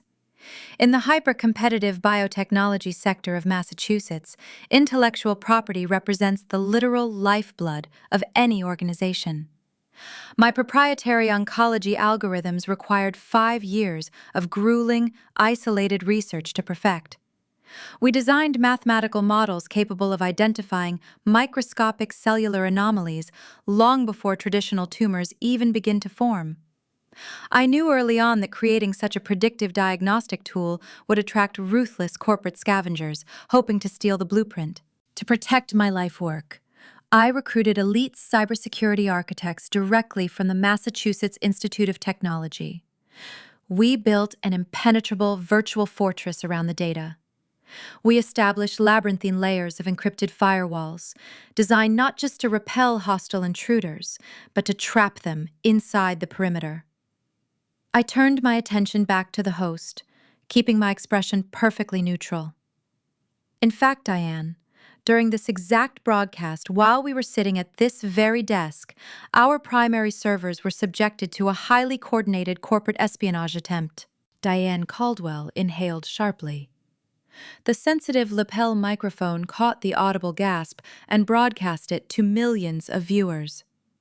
Her polished, professional composure slipped for a fraction of a second, revealing genuine, unscripted shock. Cyber warfare executed during a live television interview was entirely unprecedented on her network. She leaned forward, her eyes darting between me and my brother, realizing the gravity of the narrative unfolding on her set. Bradley jerked upright in his ergonomic chair. His eyes widened until the whites showed all the way around his irises. The pupils dilated in sheer, unadulterated panic. The microscopic glimmer of hope he had harbored just moments ago vanished into the chilled studio air. He suddenly understood that the silent notification I received earlier was not a signal of my defeat. It was the sound of my electronic snare snapping shut around his hired operative. The trap he thought he set for me had actually swallowed him whole. I reached for my tablet resting on the pristine glass surface.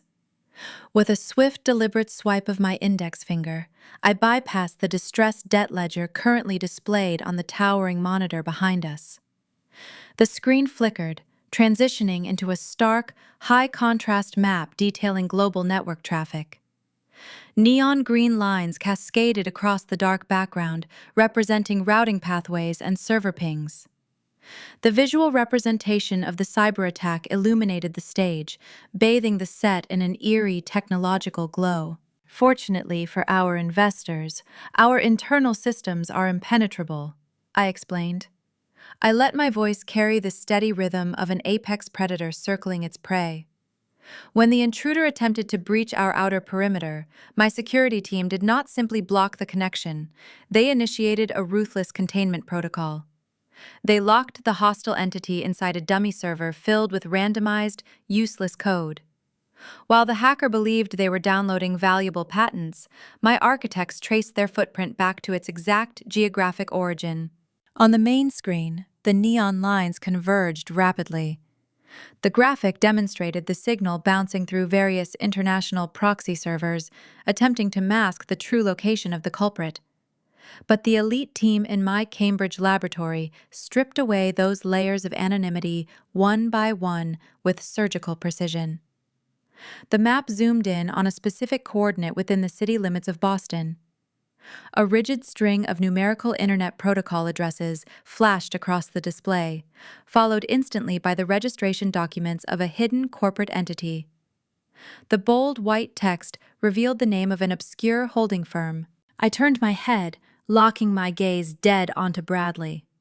He was shaking now, a visible, uncontrollable tremor that rattled his heavy breathing and caused his tailored suit to vibrate against the leather chair.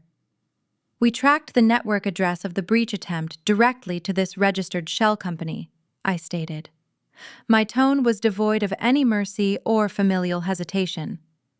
Your shell company, Bradley. You paid a black hat contractor to infiltrate my network and steal my proprietary oncology algorithms while we were sitting at this very table. The profound desperation of his plan lay exposed under the intense halogen lights. He knew his wellness application was a sinking ship. He knew the predatory lenders at Beacon Financial would soon seize his remaining assets, including the childhood home he had fraudulently pledged. In a final, reckless bid for survival, he decided to rob his own sister on the national stage. He intended to pirate my medical patents, planning to sell the stolen blueprints to offshore pharmaceutical rivals on the dark web. He thought he could liquidate my genius to pay off his toxic debts. Instead of securing a hidden payday, he had just broadcast his own guilt to the entire nation. Corporate espionage is not a minor civil dispute or a simple family misunderstanding. It is a severe federal felony carrying mandatory prison sentences. The paper trail was flawless, documented in real time by the brilliant security architects he so foolishly underestimated.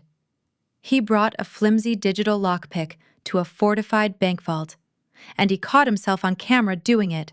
The last remaining layers of his psychological defense disintegrated into dust. The delusion of his inherent superiority evaporated, leaving nothing but the raw, terrifying reality of his impending incarceration. He could not form a single word of denial. He bent forward, burying his face deep into his trembling hands. His shoulders heaved as he let out a muffled, pathetic sob that echoed quietly across the desk. He could no longer look at the camera lenses. He could no longer look at Diane Caldwell. He certainly could not bear to look at me. The live audience sat in a state of breathless, paralyzed silence. The spectators realized they were no longer watching a standard financial interview regarding industry disruption. They were witnessing the live, methodical deconstruction of a criminal.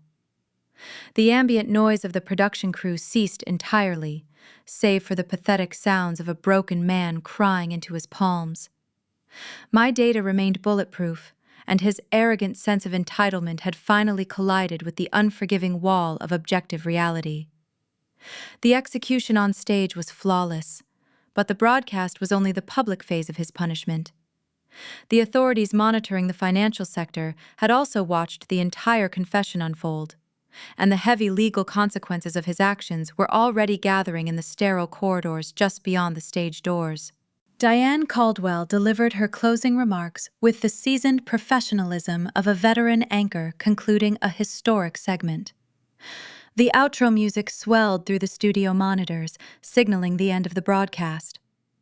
The red tally light mounted on the primary camera lens faded into a dull, lifeless gray. The televised execution concluded with brutal, undeniable finality. I did not linger at the curved glass desk to revel in the wreckage. I reached forward, retrieving my sleek digital tablet, and slid it seamlessly back into the side compartment of my leather portfolio.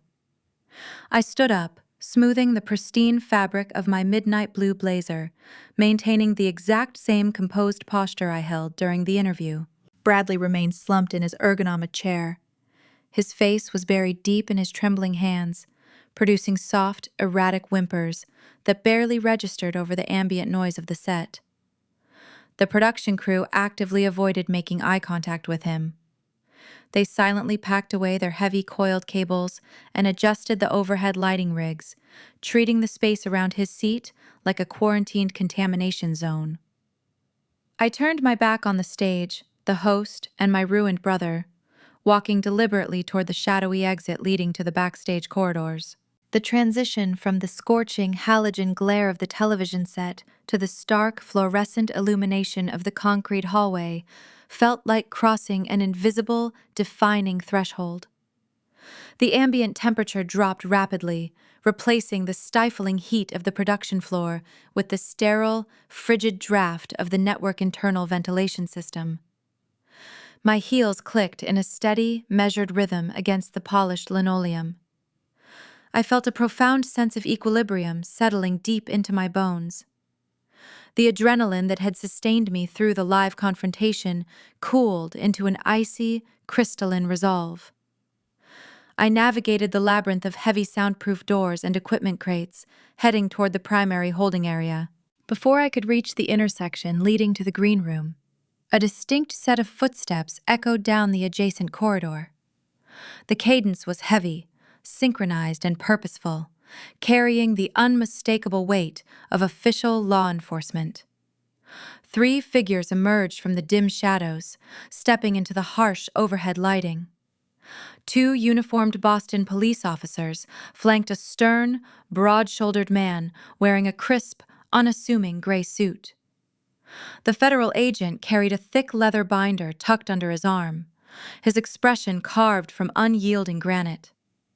They moved with swift, tactical precision, bypassing the bewildered network interns and stagehands without a single sideways glance.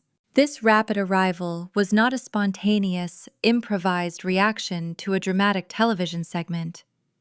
Federal bureaus and the Securities and Exchange Commission routinely monitor premier financial broadcasts, particularly when distressed assets and high-profile technology startups occupy the spotlight.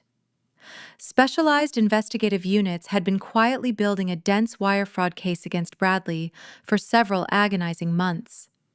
The authorities tracked his offshore developer payments, analyzed his fraudulent user acquisition metrics, and monitored his toxic commercial loans. They possessed the circumstantial puzzle pieces, waiting patiently for a definitive catalyst to tie the financial anomalies together. My live television revelation, coupled with my cybersecurity team's flawless traceroute identifying his hidden shell company, provided the ultimate smoking gun. We handed the authorities the requisite probable cause on a silver platter. The digital footprint upgraded a pending financial inquiry into an active, escalating crime scene. A federal judge signed the emergency warrant while we were still sitting under the studio lights, authorizing an immediate strike to prevent the destruction of digital evidence. The trio of officials halted just outside the threshold of the main stage, intercepting Bradley as a pair of network security guards finally escorted his trembling frame out of the studio. He looked like a hollowed-out mannequin, dragging his expensive leather shoes across the floorboards, his gaze fixed on the tips of his own toes. Bradley Peterson, the man in the gray suit stated. His deep voice resonated through the corridor, leaving zero room for negotiation or debate. He reached into his breast pocket, extracting a gold shield and holding it up for a fraction of a second. "We have a federal warrant for your arrest regarding multiple counts of wire fraud and active corporate espionage." Bradley did not resist. He possessed no remaining fight.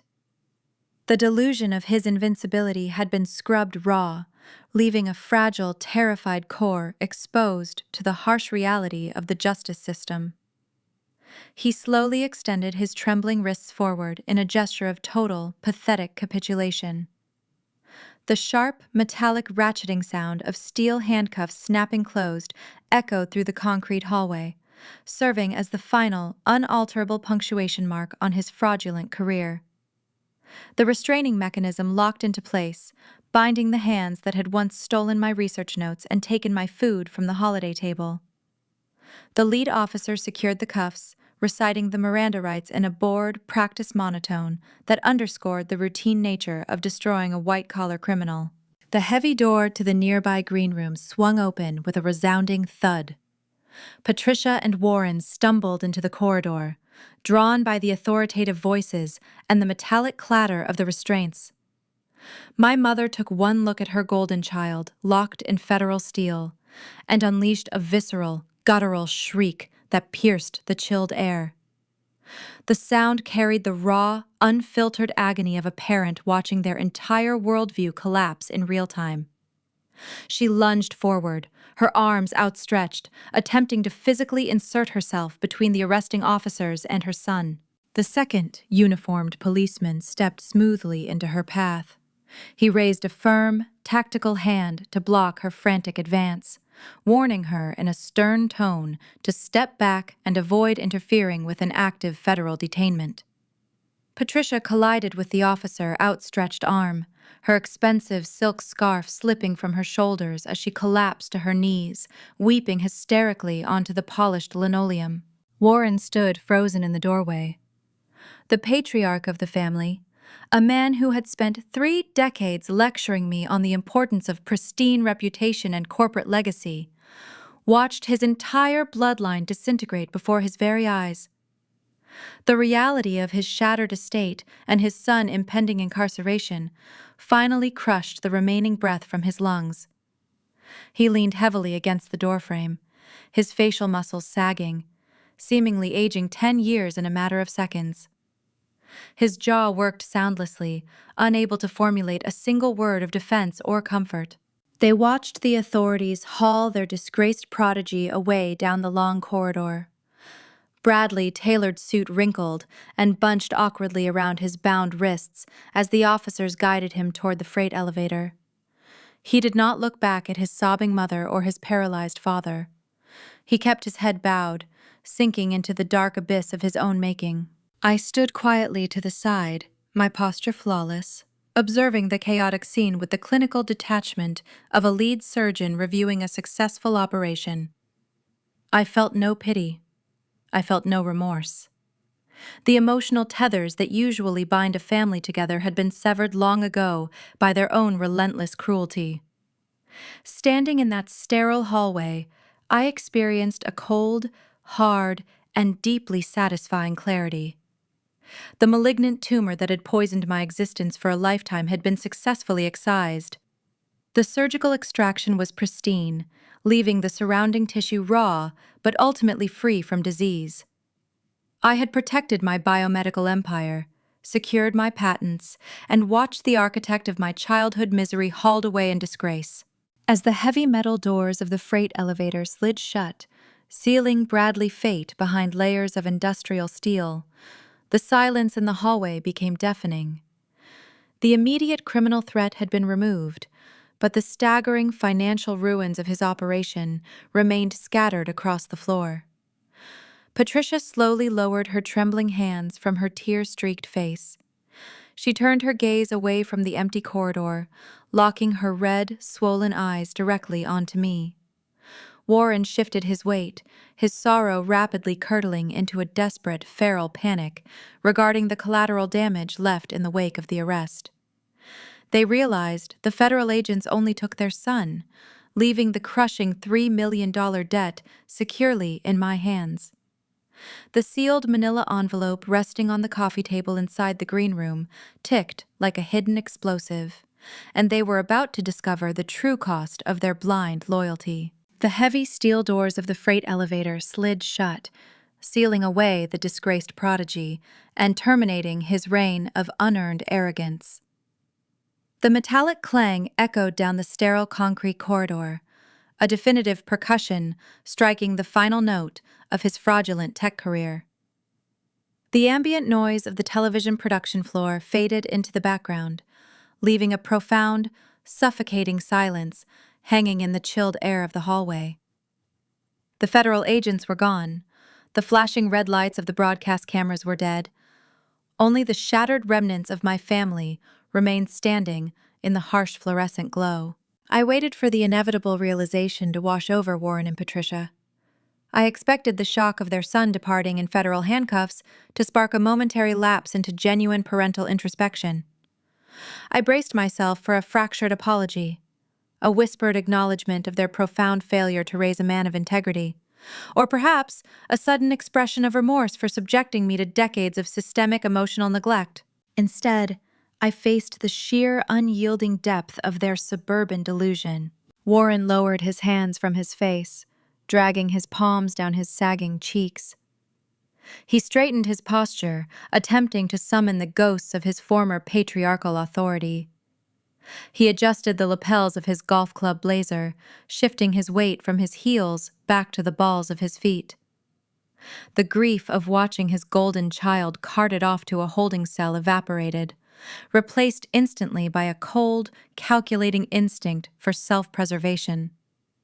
He looked at me, his eyes devoid of warmth, narrowing into the calculating glare of a man negotiating a hostile corporate merger.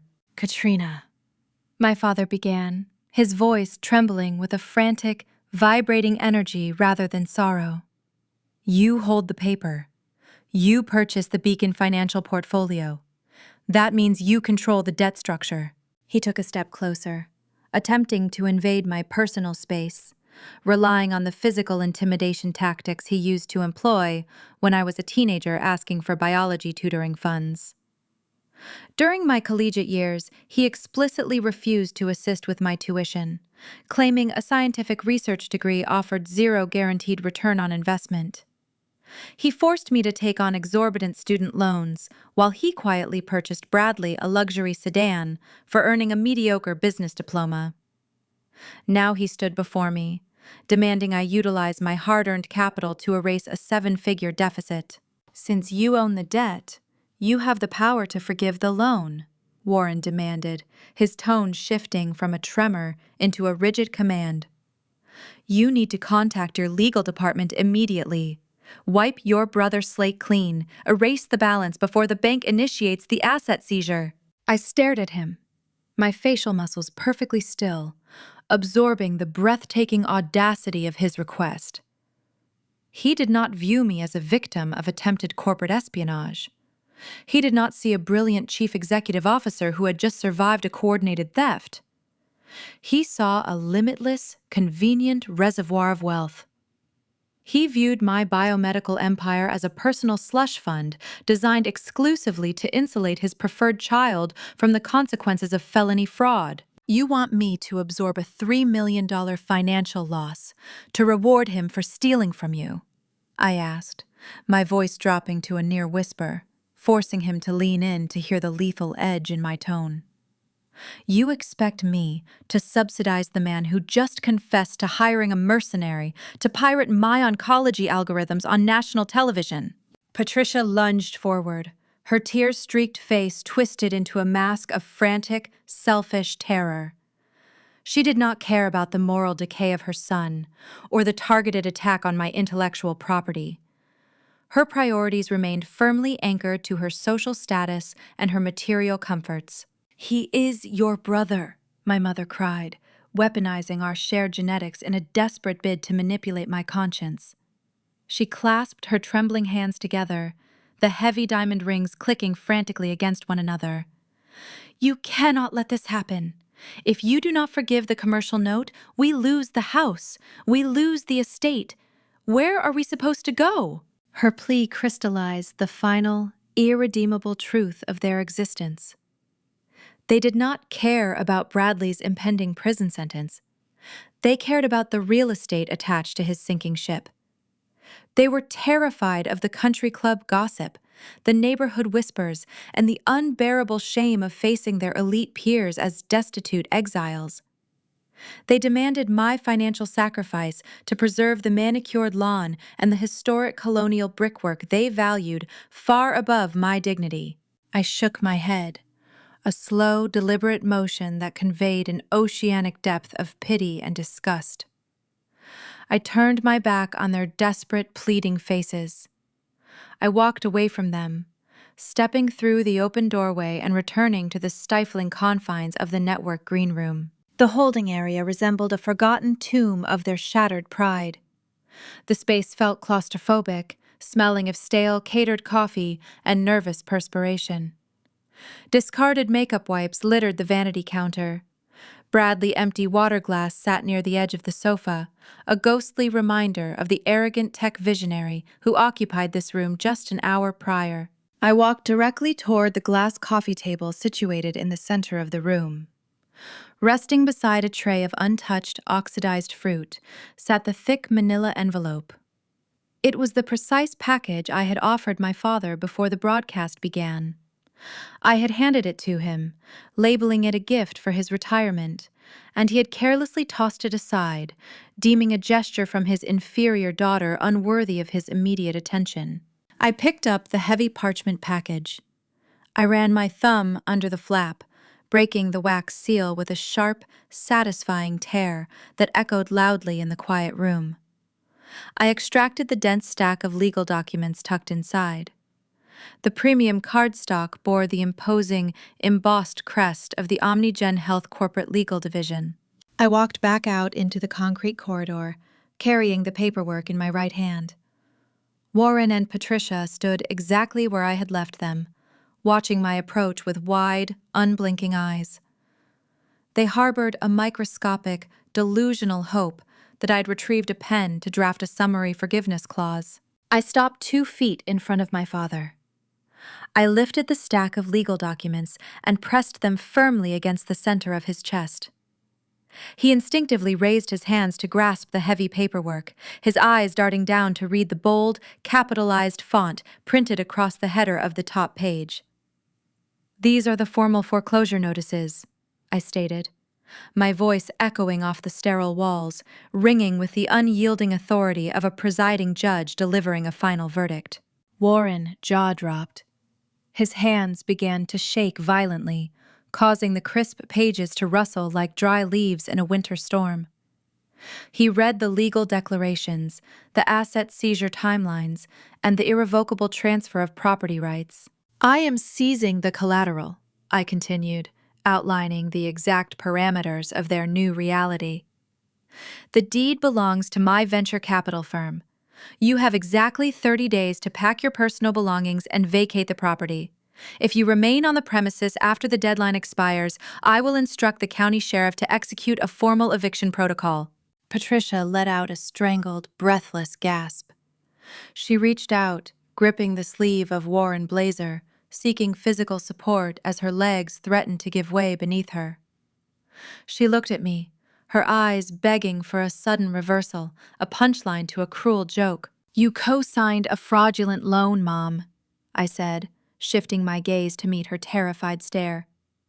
"You bypassed the bank fraud detection protocols.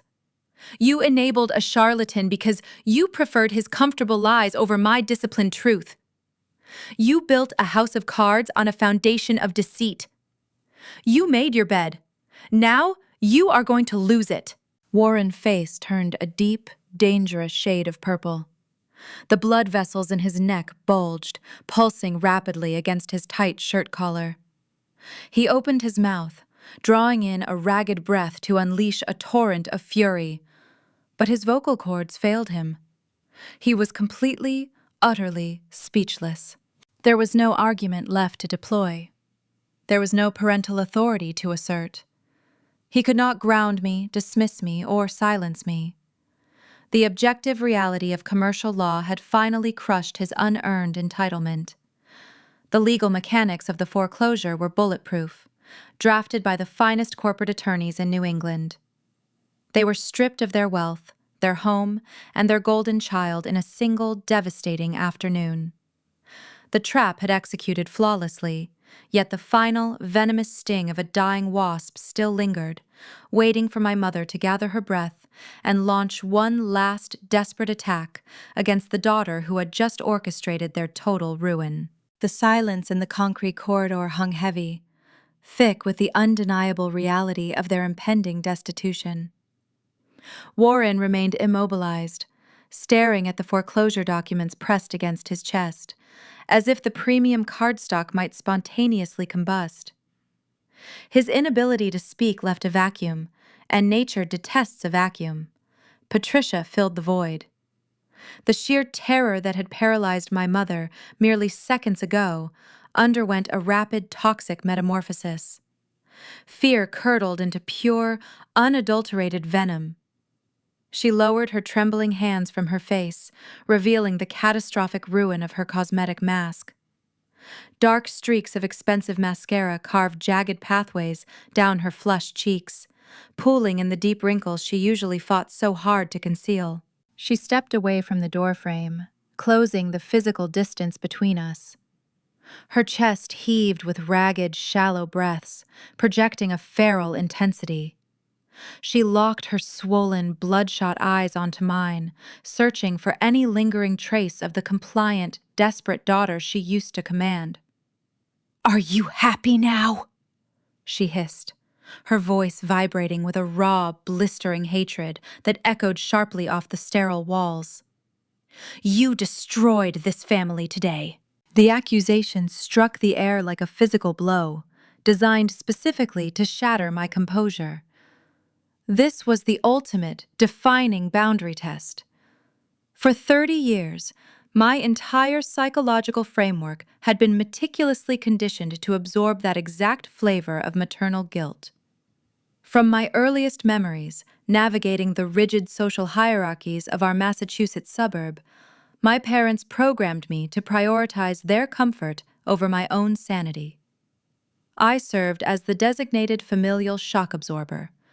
Whenever Bradley failed an academic course, crashed a vehicle, or squandered his allowance, Patricia and Warren swiftly redirected the narrative, ensuring I bore the brunt of the atmospheric tension.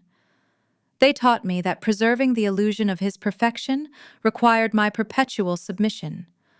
I was trained to apologize for offenses I never committed, simply to restore the fragile peace of our household. Her words were intended to trigger that deeply ingrained reflex. She expected me to flinch, to lower my gaze, to scramble for a frantic justification. She wanted me to internalize the blame for a federal arrest and a commercial foreclosure that I did not initiate. But the invisible tethers of that childhood conditioning had already snapped. The psychological machinery that once processed her disappointment into my own personal shame was permanently dismantled. I stood before her, feeling a profound, glacial tranquility settling over my nervous system. I did not experience a spike in adrenaline. My heart maintained a slow, steady rhythm, pumping icy resolve through my veins. "No, Mom," I said, my voice echoing with a chilling, sterile detachment. I did not raise my pitch. I did not inject a single ounce of sorrow, anger, or vindictiveness into my response. The sheer absence of emotion in my tone seemed to unnerve her far more than a screaming match ever could. "You destroyed this family the day you decided my only value was being a stepping stone for his ego," I continued, holding her frantic gaze with unyielding precision. "You cultivated a parasite because you adored the reflection he offered you. You funded his delusions, co-signed his lies, and demanded I shrink myself to fit into the shadows of his unearned pride." Patricia opened her mouth, her jaw trembling, desperate to launch another verbal assault. I cut her off, delivering the final, indisputable truth of the afternoon. "I did not ruin him," I stated, enunciating each syllable with lethal clarity.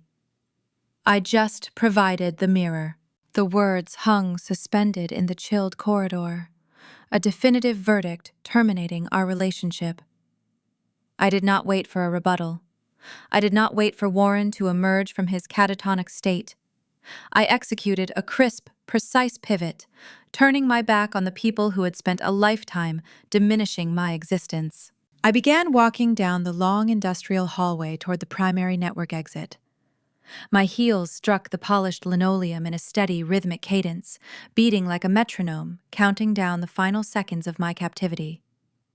I kept my chin parallel to the floor, my shoulders pulled back, projecting the impenetrable posture of a chief executive officer who had just successfully navigated a hostile corporate extraction. I did not look back over my shoulder. I possessed zero desire to witness the final, pathetic remnants of their shattered pride.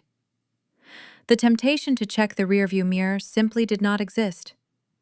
Every ounce of the emotional abuse, the quiet gaslighting, the relentless dismissal of my intellect, and the suffocating demand for my submission stayed behind me in that concrete corridor. I locked those toxic artifacts away, entombing them alongside the delusional narrative my parents had fought so desperately to protect. They were no longer my burden to carry. I formally resigned from the position of family scapegoat. From this moment forward, Warren and Patricia would have to navigate the unforgiving reality they had built with their own hands. The protective bubble of their elite suburban status had burst, leaving them entirely exposed to the harsh elements of consequence.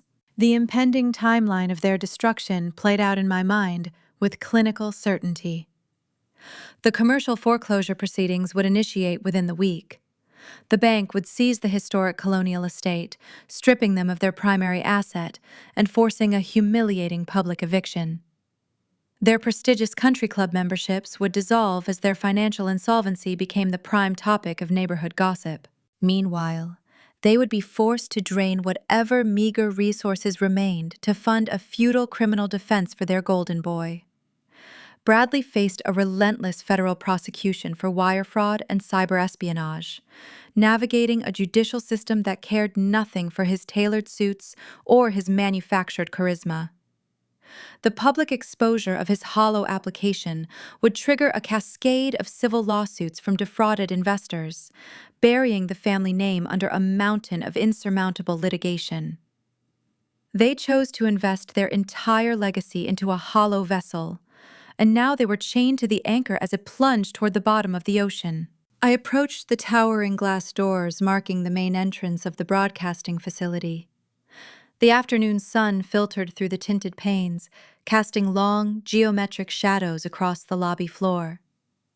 A uniformed security guard stepped aside, holding one of the heavy doors open for me with a respectful nod.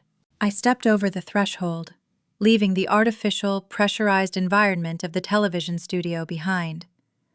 The crisp, biting air of the Massachusetts afternoon rushed over me, carrying the faint, briny scent of the distant coastal harbor, mixed with the sharp aroma of city asphalt.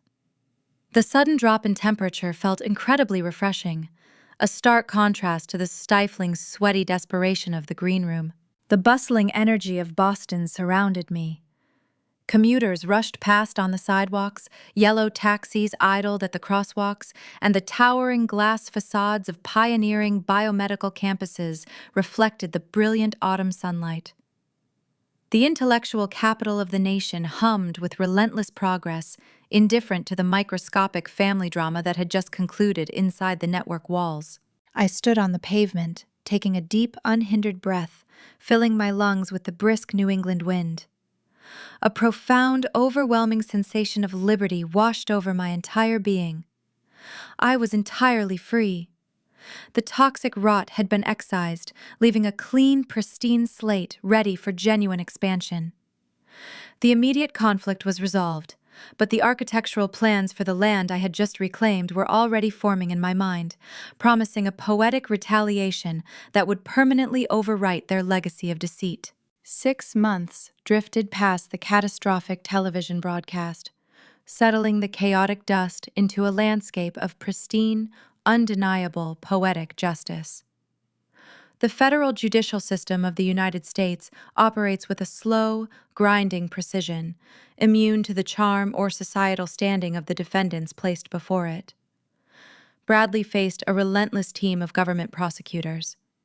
They presented an airtight portfolio of evidence, featuring the live broadcast confession, the intercepted server routing data, and the forged commercial loan documents. The trial concluded swiftly. A federal judge struck the wooden gavel, handing down a definitive 5-year sentence in a penitentiary for multiple counts of wire fraud and corporate espionage. The court also ordered steep financial restitution to compensate the defrauded investors who had poured their savings into his empty wellness application. To satisfy these mandatory debts, the penal system assigned my brother to a strict labor and work release program. The assignment board placed him inside the subterranean levels of a sprawling Boston medical research facility. The man who once draped his shoulders in custom-tailored Italian wool now wears a standard-issue faded cotton scrub top. He spends his days standing beneath the harsh, flickering glare of fluorescent basement lights, inhaling the sharp, stinging scent of industrial bleach and sterile solvents. His hands, previously manicured to project the image of a wealthy tech visionary, remain perpetually submerged in deep, stainless steel sinks. He scrubs diagnostic equipment. He sanitizes glass centrifuge vials, test tubes, and volumetric flasks. The irony is profound and deeply satisfying. The arrogant sibling who leaned across a holiday dining table, stole my food, and smugly ordered me to stick to washing beakers is now earning minimum wage doing exactly that. He performs the lowest tier of manual labor required to keep a scientific laboratory functioning. Every time he rinses a piece of glassware, he must confront the staggering reality of his fallen empire. He cleans the precise tools utilized by actual innovators, stripped of his unearned ego, his luxury vehicles, and his fabricated prestige. He exists in the dark, quiet basement of the industry he attempted to exploit. As for Warren and Patricia, the commercial foreclosure proceedings executed without a single legal hurdle. The eviction notice arrived via certified mail, bearing the unyielding seal of the county sheriff. My parents were forced to pack their highly curated, superficial lives into cheap cardboard moving boxes. The elite suburban community they cherished turned their backs instantly. The neighborhood association shunned them, and the prestigious country club revoked their memberships the moment the financial scandal hit the local papers. They relocated to a cramped, rented apartment situated far beyond the city limits, exiled from the wealthy enclaves they once ruled. The historic colonial estate, featuring the manicured lawns and the grand architectural facades they valued above my own dignity, transferred legally into the holding portfolio of my venture capital firm. Almost immediately, eager real estate developers flooded my corporate inbox. They submitted highly lucrative bids, offering to purchase the prime suburban lot for a significant profit margin. I ignored every single offer. Selling the property to pad my corporate accounts offered zero emotional satisfaction. The capital generated from a standard real estate transaction meant nothing to a firm holding a valuation soaring past $600 million. Furthermore, I harbored zero desire to allow another affluent family to inherit that space. I refused to let strangers host elegant dinner parties in the exact room where my intellect was routinely crucified. The structure itself represented a monument to parental betrayal, enabling behavior, and systemic deceit. I opted for a much more visceral resolution. I hired a specialized commercial demolition crew. On a crisp Tuesday morning, heavy yellow machinery rolled onto the pristine, emerald green grass of their former front yard. The deep, guttural roar of diesel engines shattered the quiet serenity of the affluent neighborhood. I stood on the sidewalk, holding a cup of black coffee, watching the operation commence. The steel claw of a towering excavator swung through the crisp autumn air, crashing directly through the slate roof of the house. The heavy beams groaned and snapped under the immense hydraulic pressure. The operator tore into the structure, ripping away the master bedroom where Patricia used to sleep, and obliterating the grand dining room where Warren used to toast his son. The mahogany floorboards splintered into jagged fragments. The physical manifestation of their financial delusion collapsed into a sprawling pile of rubble, plaster, and thick gray dust. Erasing their toxic legacy from the surface of the earth served merely as the initial step of my grand design. Clearing the canvas held no value unless I painted a masterpiece over the blank space. Later that week, I drafted a binding legal transfer, donating the entire 2-acre parcel of land directly to OmniGen Health. I summoned the finest commercial architects in Massachusetts, commissioning a blueprint that would redefine the skyline of that quiet suburb. We broke ground the following month, initiating construction on a state-of-the-art pediatric oncology research center. The architectural renderings display a breathtaking facility composed of soaring glass panels and natural timber, designed to flood the interior corridors with healing, natural sunlight. Where the suffocating dark dining table once sat, sterile, pristine laboratories will hum with the most advanced diagnostic equipment available on the global market. Where my family once gathered to laugh at my mathematical models and dismiss my ambition, brilliant scientists will decode complex cellular anomalies. The new wing will house dedicated research teams focused exclusively on preemptive treatments for childhood cancers. The facility will provide free diagnostic screening for underfunded pediatric clinics across the New England region. I transformed the exact geographical coordinates of my deepest childhood humiliation into a fortress of healing. The ultimate retaliation rarely involves screaming matches, vindictive text messages, or prolonged bitterness. True poetic justice requires transmuting the weapons used against you into the foundation of your own empire. I did not just destroy their world. I utilized the shattered remnants of their deceit to construct a better one on top of the ashes. The facility will save the lives of countless children, standing as an enduring, undeniable testament to the power of objective data over fragile egos. The past was successfully demolished, paving a clear, unobstructed path toward an incredibly bright future, setting the stage for my final professional triumph back in the heart of Boston. The morning sun breached the horizon, casting a brilliant golden hue across the executive suite on the top floor of the Omnigen Health headquarters. I stood motionless by the floor-to-ceiling windows, cradling a ceramic mug of dark roast espresso. The warmth of the heavy cup seeped into my palms, providing a comforting counterpoint to the crisp, climate-controlled air circulating through the spacious office. Below my vantage point, the sprawling metropolis of Boston stretched outward in a breathtaking mosaic. Historic colonial brickwork stood shoulder to shoulder with sleek, modern glass towers, reflecting a city that honors its past while relentlessly pursuing the future. The Charles River cut a shimmering, serpentine ribbon through the intellectual heart of the landscape, acting as a natural boundary between the bustling university campuses and the soaring financial district. I took a slow, deliberate breath. The environment smelled of rich, roasted coffee beans and the subtle, crisp scent of fresh, printed paper. It smelled of unhindered, undeniable progress. I turned away from the panoramic view and walked over to my sprawling mahogany desk. I took a seat in the ergonomic leather chair, feeling the premium material conform perfectly to my posture. A thick, meticulously organized stack of clinical trial reports rested in the exact center of the polished wood surface. I ran my fingertips over the sharp edges of the heavy cardstock, savoring the tactile sensation of empirical success. These documents did not contain hollow marketing buzzwords, manipulated user metrics, or fabricated revenue streams designed to appease predatory lenders.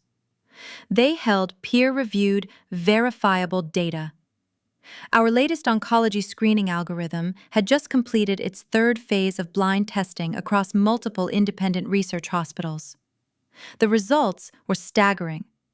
The mathematical models successfully identified microscopic cellular anomalies months before traditional imaging equipment could register a shadow.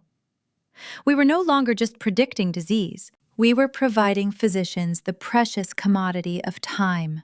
The global financial markets responded to our empirical triumphs with overwhelming enthusiasm. The morning opening bell on the stock exchange pushed the total valuation of Omnigen Health soaring past the $600 million threshold. The digits flashing across my desktop monitor were not theoretical projections drafted in a desperate bid to secure a commercial loan.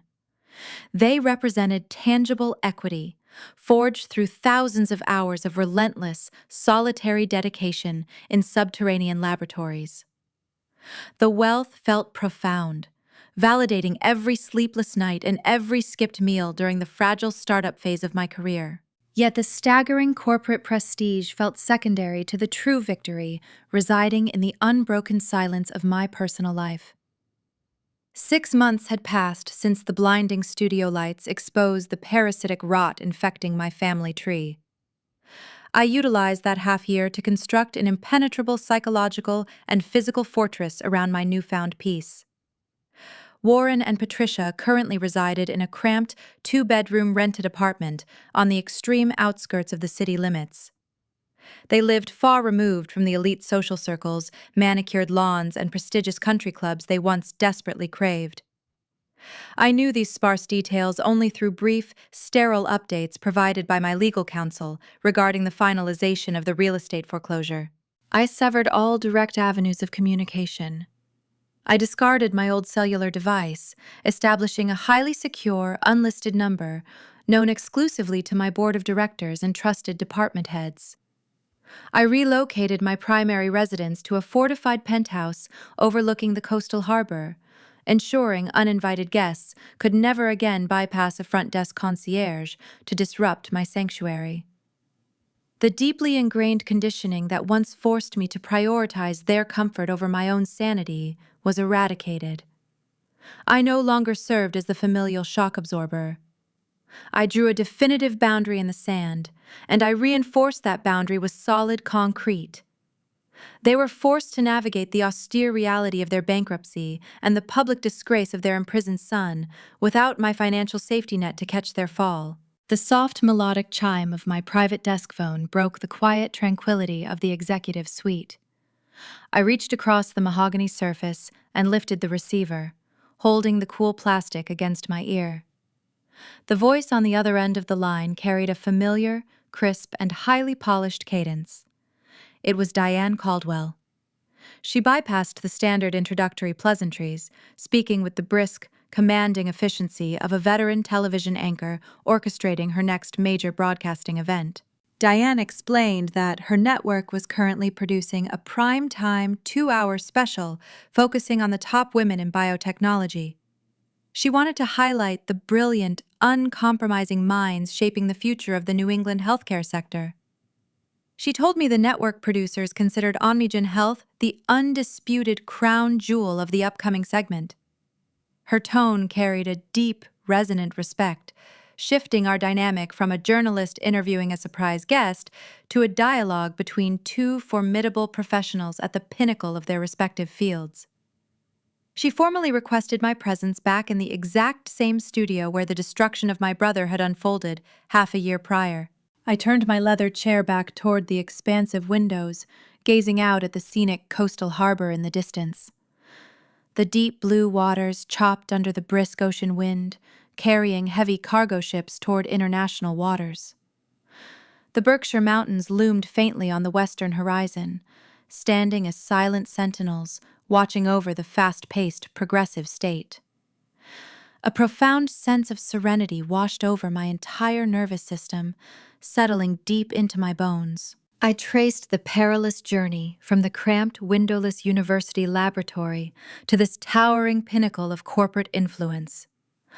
I built my empire in the quiet shadows, shielding my intellect and my ambition from individuals who sought to diminish my light to make themselves appear brighter. I protected my patents using flawless objective mathematics. When the critical moment arrived, I deployed that same undeniable data as a surgical weapon to cut out the toxic elements that tried to drag me down into their abyss of failure. The timid girl who once surrendered her dessert to appease a narcissistic bully was a ghost. She had been permanently replaced by a woman who dictated the exact terms of her own existence. I smiled, watching my dedicated team of researchers moving purposefully through the glass-walled laboratories across the hall. Their white coats stood out stark against the modern steel fixtures of the testing bays. I pressed the receiver closer to my ear. I told Diane I would be honored to participate in her primetime special. I thanked her for recognizing the genuine, empirical work occurring within our walls and for offering a platform to showcase true medical innovation. Then, I let a quiet, knowing tone slip into my voice. I informed the seasoned host that this upcoming interview would feature a distinct, non negotiable change in protocol. I told her that this time I would be walking onto her stage entirely alone. I placed the receiver back onto its cradle, ending the telecommunication connection with a soft, decisive click. The silence in the executive suite felt rich, full, and vibrant. I sat in my chair, undeniably successful, entirely untethered from the heavy chains of my past. I breathed in the scent of progress, feeling entirely free and finally, unequivocally, home. The pursuit of success in American culture often blurs the tenuous line between authentic achievement and superficial charm. We are raised on the enduring ideal that relentless hard work yields tangible results.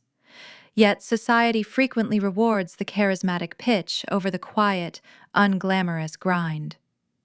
The American dream, when stripped of its moral compass, can easily devolve into a shallow pageant where substance is routinely sacrificed on the altar of public perception. In the narrative of Katrina and her brother, we witness the devastating culmination of this cultural distortion occurring within the intimate walls of a traditional suburban home.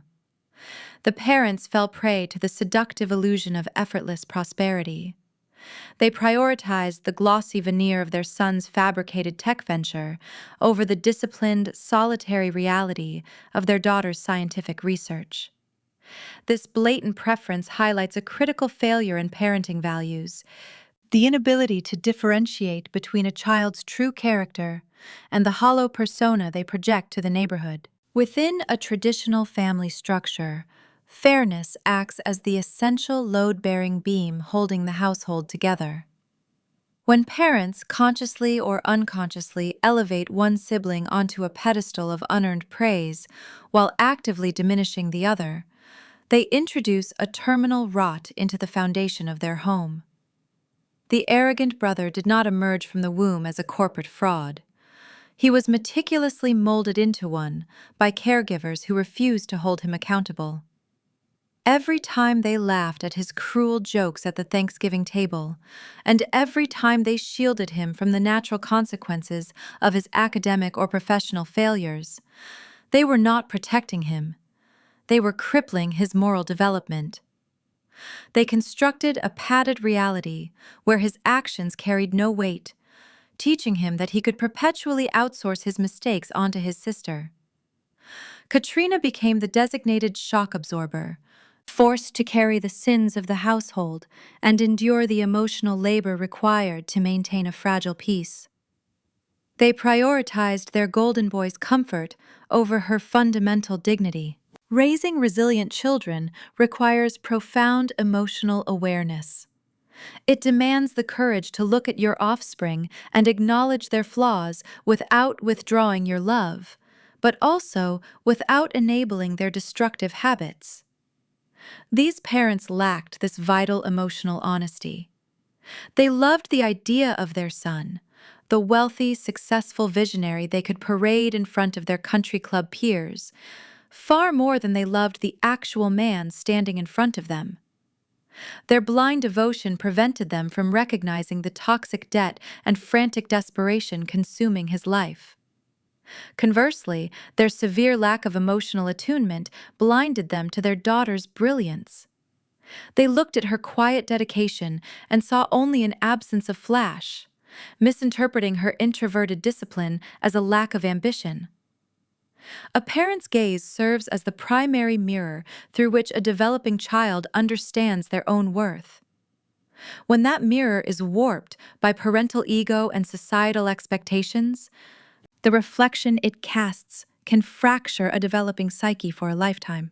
True family responsibility is not about maintaining a pristine public image or hiding the cracks in the facade from the community. It is about fostering an environment where honesty is the only acceptable currency. When a mother secretly co-signs a fraudulent loan to keep her son's dying dream afloat, she betrays her husband, her daughter, and ultimately her son. She trades her integrity for the temporary preservation of a comfortable illusion.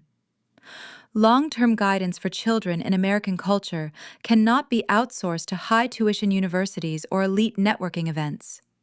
It requires the daily, grueling work of instilling moral clarity and enforcing boundaries.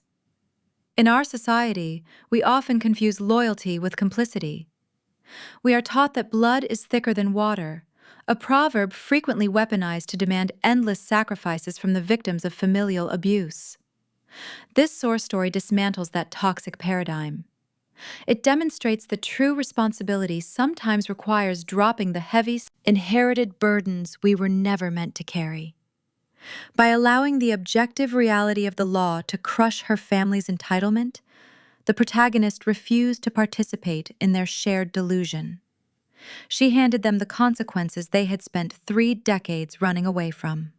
The image of the yellow excavator tearing through the roof of the historic colonial estate stands as a profound metaphor for generational healing. We cannot simply patch over the deep, structural failures of a toxic upbringing. A fresh coat of paint will not fix a crumbling foundation. Sometimes, the only path forward is total demolition. By bulldozing the physical manifestation of her parents' deceit and replacing it with a pediatric oncology research wing, she performed the ultimate act of alchemy. She transmuted the raw, jagged pain of her childhood into a sanctuary of healing. The new facility stands not just as a medical marvel, but as a towering monument to the triumph of objective data over fragile egos. This action speaks volumes about the guidance we must offer our children. We must teach them that their past does not dictate their future. The traumas inflicted upon them by misguided caregivers do not have to become the inheritance they pass down to the next generation. They hold the power to clear the wreckage and build something magnificent on the empty lot. As we navigate the complex, often treacherous waters of our own family dynamics, it is crucial to examine the mirrors we hold up to the people we love. Are we reflecting their true selves, or are we projecting our own unfulfilled desires onto their shoulders? We must ask ourselves if we are raising children equipped to face the truth, or if we are merely raising actors equipped to play a part in a suburban play. If this journey of betrayal, resilience, and ultimate triumph resonated with the quiet battles you fight within your own home, take a moment to subscribe and follow Intimately Told Stories. We explore the profound, often hidden narratives that shape our lives, offering a space for reflection, healing, and the courage to rewrite our own endings. We are conditioned to believe that the traditional family is a sanctuary, an impenetrable fortress designed to protect us from the cruelties of the outside world. We are told that unconditional parental love is the highest virtue, a sacred bond that must be preserved at all costs. But perhaps this is the greatest myth of all. The story forces us to confront a deeply uncomfortable truth, one that challenges the very core of how we view kinship. Unconditional love, when stripped of honesty, strict boundaries, and accountability, is not a virtue. It is a lethal weapon. The most dangerous environment for a developing mind is not the harsh, unforgiving reality of the cutthroat corporate world. The most dangerous place is a comfortable, affluent home that refuses to tell its children the truth. Sometimes, the most profound act of love a child can ever perform is not endless forgiveness, but walking away entirely. And perhaps the true measure of a successful upbringing is not creating a child who fits seamlessly into your family portrait, but raising an adult who possesses the strength to burn that portrait to the ground when it no longer resembles the truth.